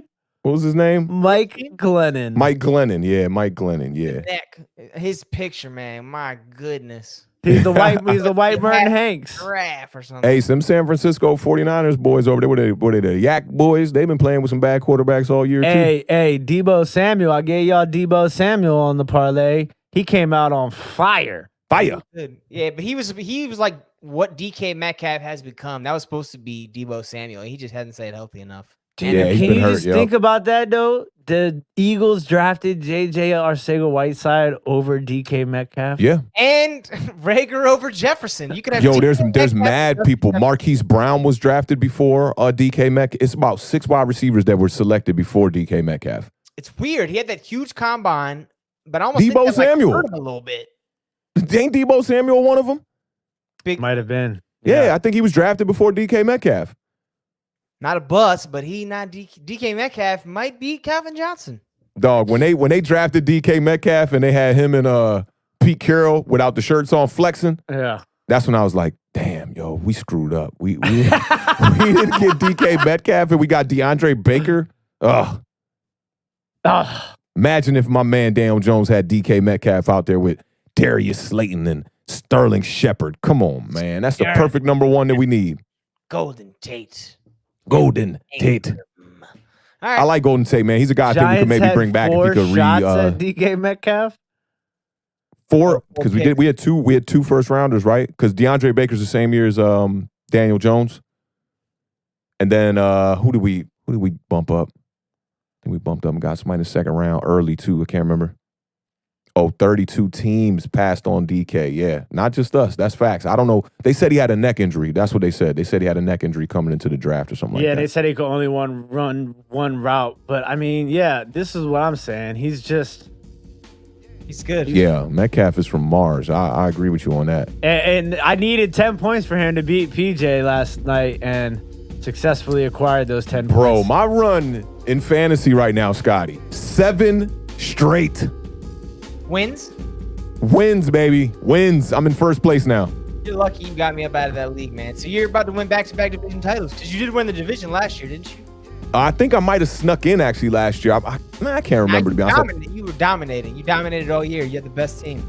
And now we only got three people get to make it into the playoffs this year because you and somebody else backed out. So only 3 of us on each division. Well, wait till Ben's in 4th place, and then Commissioner's going to make that a 14. It's been a sketchy fantasy year. I will say that much. I gotta win this week against Montgomery County Police to advance in the playoffs. Oh, who's Montgomery County Police? Pat. That's not Pat, man. It's not Pat, bro. They said in the chat, they said, laugh out loud, it's Pat. That cannot be Pat. I'll confirm later tonight. You know, if you got an Xbox One, catch me on 2K, Awthentik Music. Spell the way I spell it. Come get your runs, man. I'm out here PJ dogging. Says I haven't gotten my week 8 bonus. True. My second stimulus check, is that coming through or what? I know, right? February, hopefully. Don't say yeah. Don't get people hyped. They ain't not said that yet. You can't do it now. You gotta wait until all these idiots get out of here, and then we'll do it. And you know what else too is wait. Are you sure if you win you're in, PJ? Yeah. I think it is a winning in for PJ, and it's a winning in for you. Okay. It's me, you, PJ, and Pat right now trying to battle for the 3 spots. And I think if you beat Pat, that'll put Pat out if PJ wins. Man. Tornado in the building. What's up, Tornado? Mr. Mini Guy in the building. What's up, fam? Giants Nation in the building one time. There was another one I wanted to ask you about really quick, but I can't remember what it was. Oh, we didn't speak on the Washington game getting flexed out to Monday night, man. How y'all feel about having another primetime game? You know, whatever. It's a I mean, Steelers. y'all don't got Kirk Cousins at quarterback, so you know you got a shot to win it. They're only moving it so the Steelers can get an extra day of rest. Is that why they're doing it? Yeah. Well, yeah. I mean, you Coming can't off that have them Ravens game. play on Wednesday and then turn around and play on Sunday. Yeah. I'd be It'd cool be tough with to it. game plan. I know you'd be cool with it. Let them play back-to-back days. They're undefeated. They got to get a loss anyway. I feel you. I said that earlier in the chat, and it's true. They got to get a loss. Why can't it be us? I hope it's not a trap game with Washington there. Wait, for us? For Pittsburgh, for y'all to come out of that with a win, because I think that could be a season changing win. If y'all can win that game, I'm gonna lean towards y'all probably making the playoffs to represent the NFC East, because that's a very unexpected win. Last week of the season, I see y'all taking care of Philadelphia. I forget the other games on your schedule. Y'all got the Cardinals coming up too? Warpath, thanks for joining us, man. We need some Washington football teamers in the house. Warpath in the building. What's up, fam? Right There you now, go. There's that schedule. If we pull this upset, bro, you know what will happen. Carson Wentz going to come in week 17 and throw for 6 touchdown passes and run all Take over. care of y'all, right? And be like, you rooted for me, Scotty Boomz? Yeah, see, those y'all got 3 winnable games out of the next 5. 2, I'd say. I'll say 2 winnable games. Three Three. best case scenarios. 3: San Francisco, Carolina, Philly. No, not best case scenario. Definitely not. The ceiling is higher than that, because I think y'all could beat Pittsburgh. Y'all have a good defense. If y'all play a good game and they play a bad game, y'all could beat them. If the Seahawks play a bad game and y'all play a good game, y'all could beat them too. And then you look at the 49ers, the Panthers, and the Eagles, y'all could win those games. Panthers, they're not playing that well. Niners. We got to play the Niners again? I feel like we already played them. Man, the 49ers game scares me, though, because they're playing a lot better right now. I don't know how. Kyle Shanahan just seems – they just beat the Rams. But, you know, Kyle Shanahan, he owns Sean McVay. And he's 4-0 against Sean McVay. Yeah. So, I mean, you got to look at this a division rivalry at the same time. And he hates Washington. Any chance he gets to play Washington, he's licking his chops. I want to take a look at their schedule. Whose schedule? 49ers. I just want to see the game before that. Before they played the Rams, because that Rams game was a bit expected because the Rams have been on fire. But the Rams, man, they got that early confidence from beating all these NFC East teams. We talked about that. And the 49ers snuck out of there with a 3-point win. But they did compete in a 2-score game against the Saints the following week, got blown out by the Packers the previous week, and lost by 10 to the Seahawks. See, that lets you know that both these teams, Washington and the New York Giants, can compete with the Seahawks. When a team, even though the 49ers blew us out, but that they can compete with the Seahawks. I think we could compete with the Seahawks. Both teams have a little bit more firepower on offense than the 49ers do. Okay, let me ask you this. Who do you think has a better chance at winning this week? Washington against Pittsburgh or the Giants against the Seahawks with Colt McCoy at quarterback? I mean, I think you guys got a better chance of winning, or I would call it even, because Washington could compete.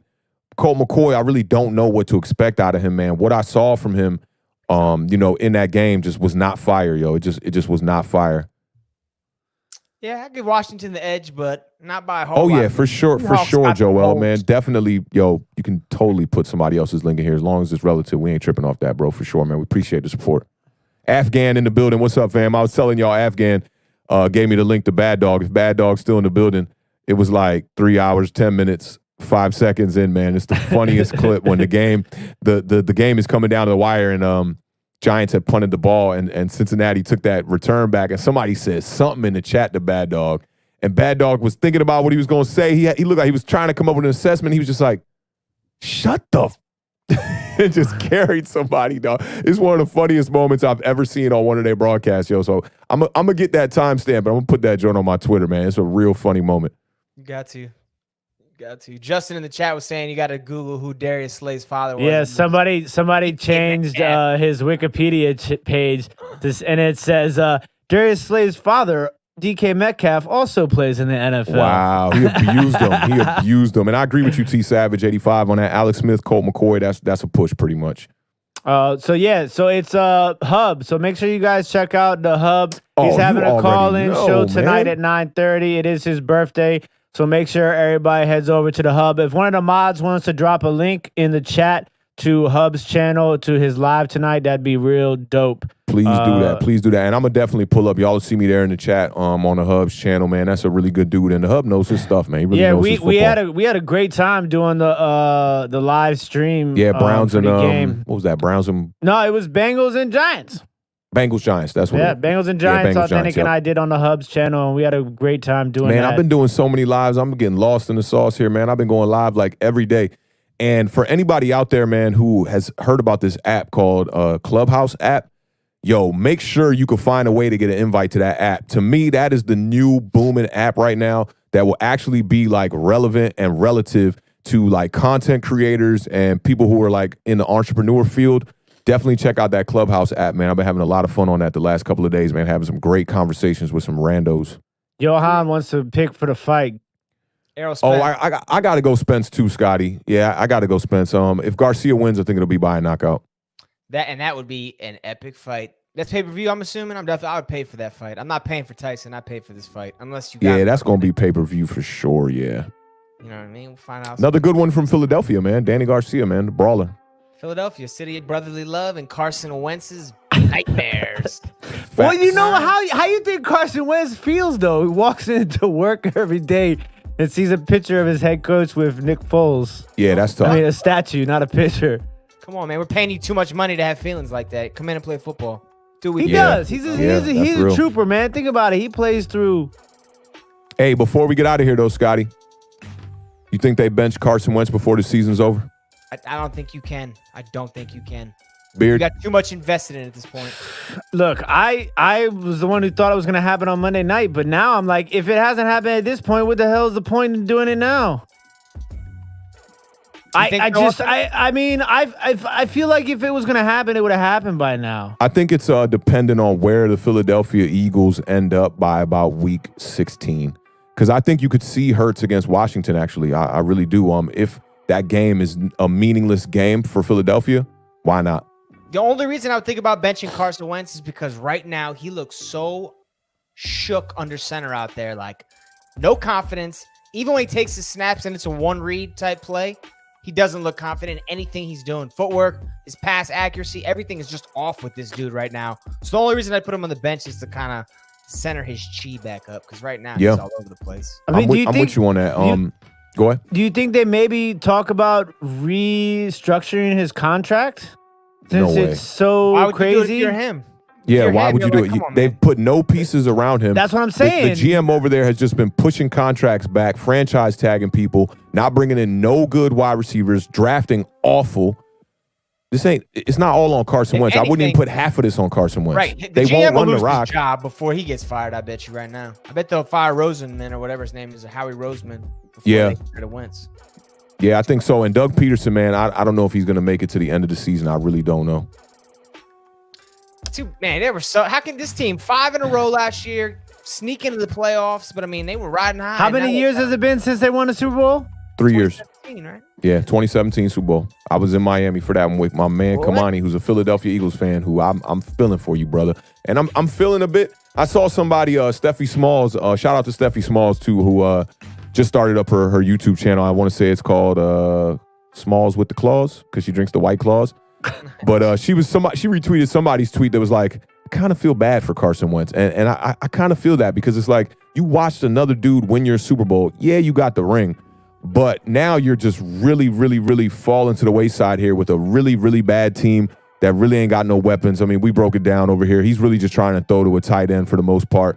And he's missing, accuracy's never been his strong suit, but he's missing passes. He's definitely missing passes. And I agree with you, Scotty. I think it's a mental thing. I think he's mentally cooked.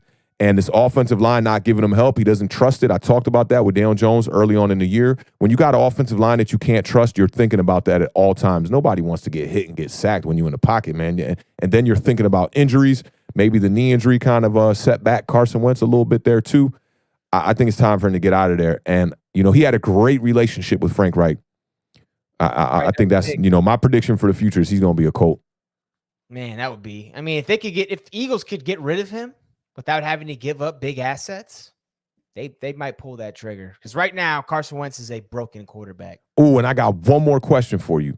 Would you let Jacoby Brissett go and maybe some other picks or something, maybe something else, something added to that to get Carson Wentz if you were the Colts GM or, if you're Frank Reich over there? He's a free way agent. more than that. They don't want way more than Brissett. But Brissett is a free agent going into this year. After this season, he's a free agent. I mean, the way the money works, you got to make the money work. But I think that the Eagles are going to have to give up something to get someone to take that money on. I think the Eagles are going to have to give up picks, believe it or not. Oh, because the contract is so crazy. That does make sense. Something in return, but they might they might get, an overpriced veteran who's not very good anymore, and then like another pick in return. But I mean, that's talking about $100 million left on that deal, at least. Like maybe one. Even if they trade him, they're still probably going to be on the hook for some of the salary. Right now, they're $60 million over the cap, which is projected next year. It's supposed to drop $20 million. It's at 195, I think now. I think it's supposed to get down to like 175.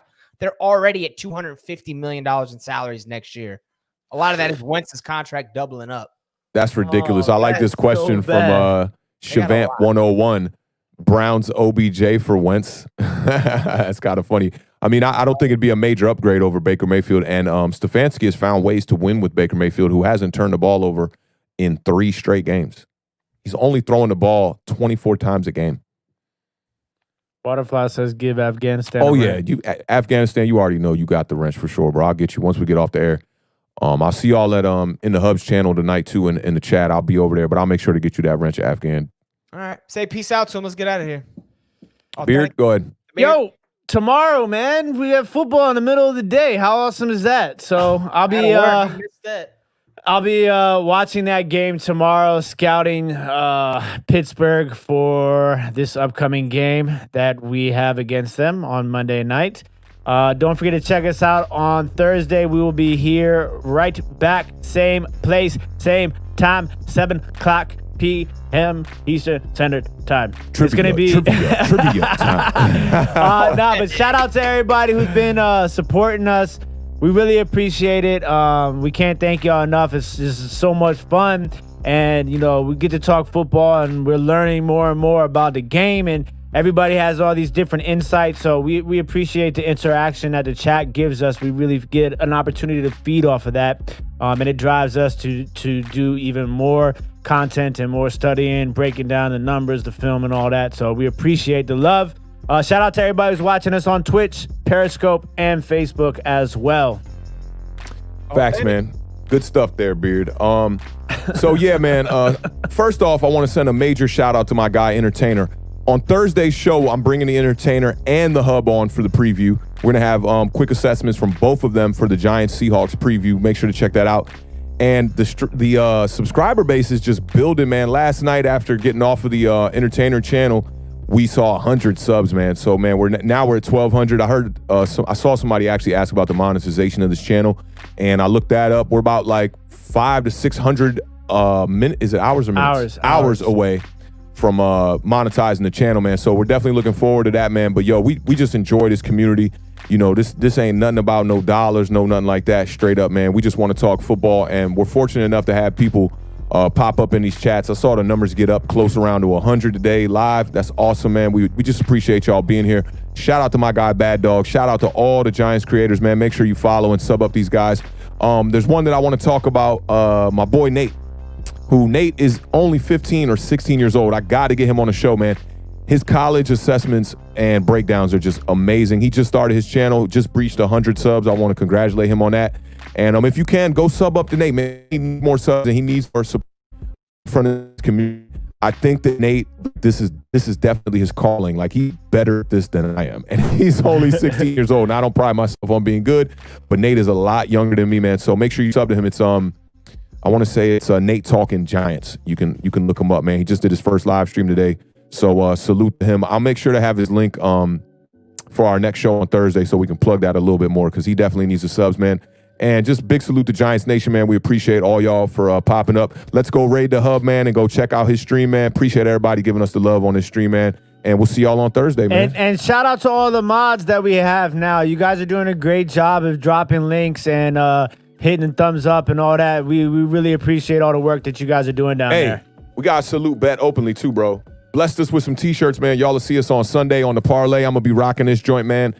Check out this site, man. You can set up betting like you can set up different, like, I guess, gambling bets against like personal people. So you could be like, it could be me and the beard versus each other with a bet, which is really awesome. And yeah, I know you got full screen so you can see the little logo there one time, betopenly.com. Check them out, man. These guys are blessing us with a lot of gear. Scotty, we got a hat for you. We're going to be sending your way in a care package. I need to come over there and just check you out anyway, man, and see the setup in person. Make sure you're doing all right. I know you've been your own tech support. You all alone. Nobody living there with you, man. Simoni's gone now already? He's gone, man. He's been in for a week. So when are we setting up the card break room? You looking at the it. Room's wide open right now. Watch the doors closed, but I mean, I think it's pretty much cleared out. We can do whenever you're ready, man. Hey, we need to come there and chop it up with you, man, for a Sunday before the season's over. For sure. And one last quick before we close out, man. On the look for two things here. Me and Entertainer are going to be starting a new channel that's going to be not football related. Make sure you check that out. Keep your eyes open for that. And we're going to be doing a game night coming up here in a couple of weeks. We're just game planning for all the graphics and the format for it. It's going to be kind of a Jeopardy, Family Feud, Taboo, Array kind of vibe. And we're going to have Giants content creators, and we're going to involve the chat in this to be able to win prizes and stuff like that. So make sure you keep your eyes peeled for that, man. That's the last thing I got for y'all. All right. Check you guys out on Thursday for our preview show. Thanks again for tuning in. Best division in football. Good night and good luck. Go Washington!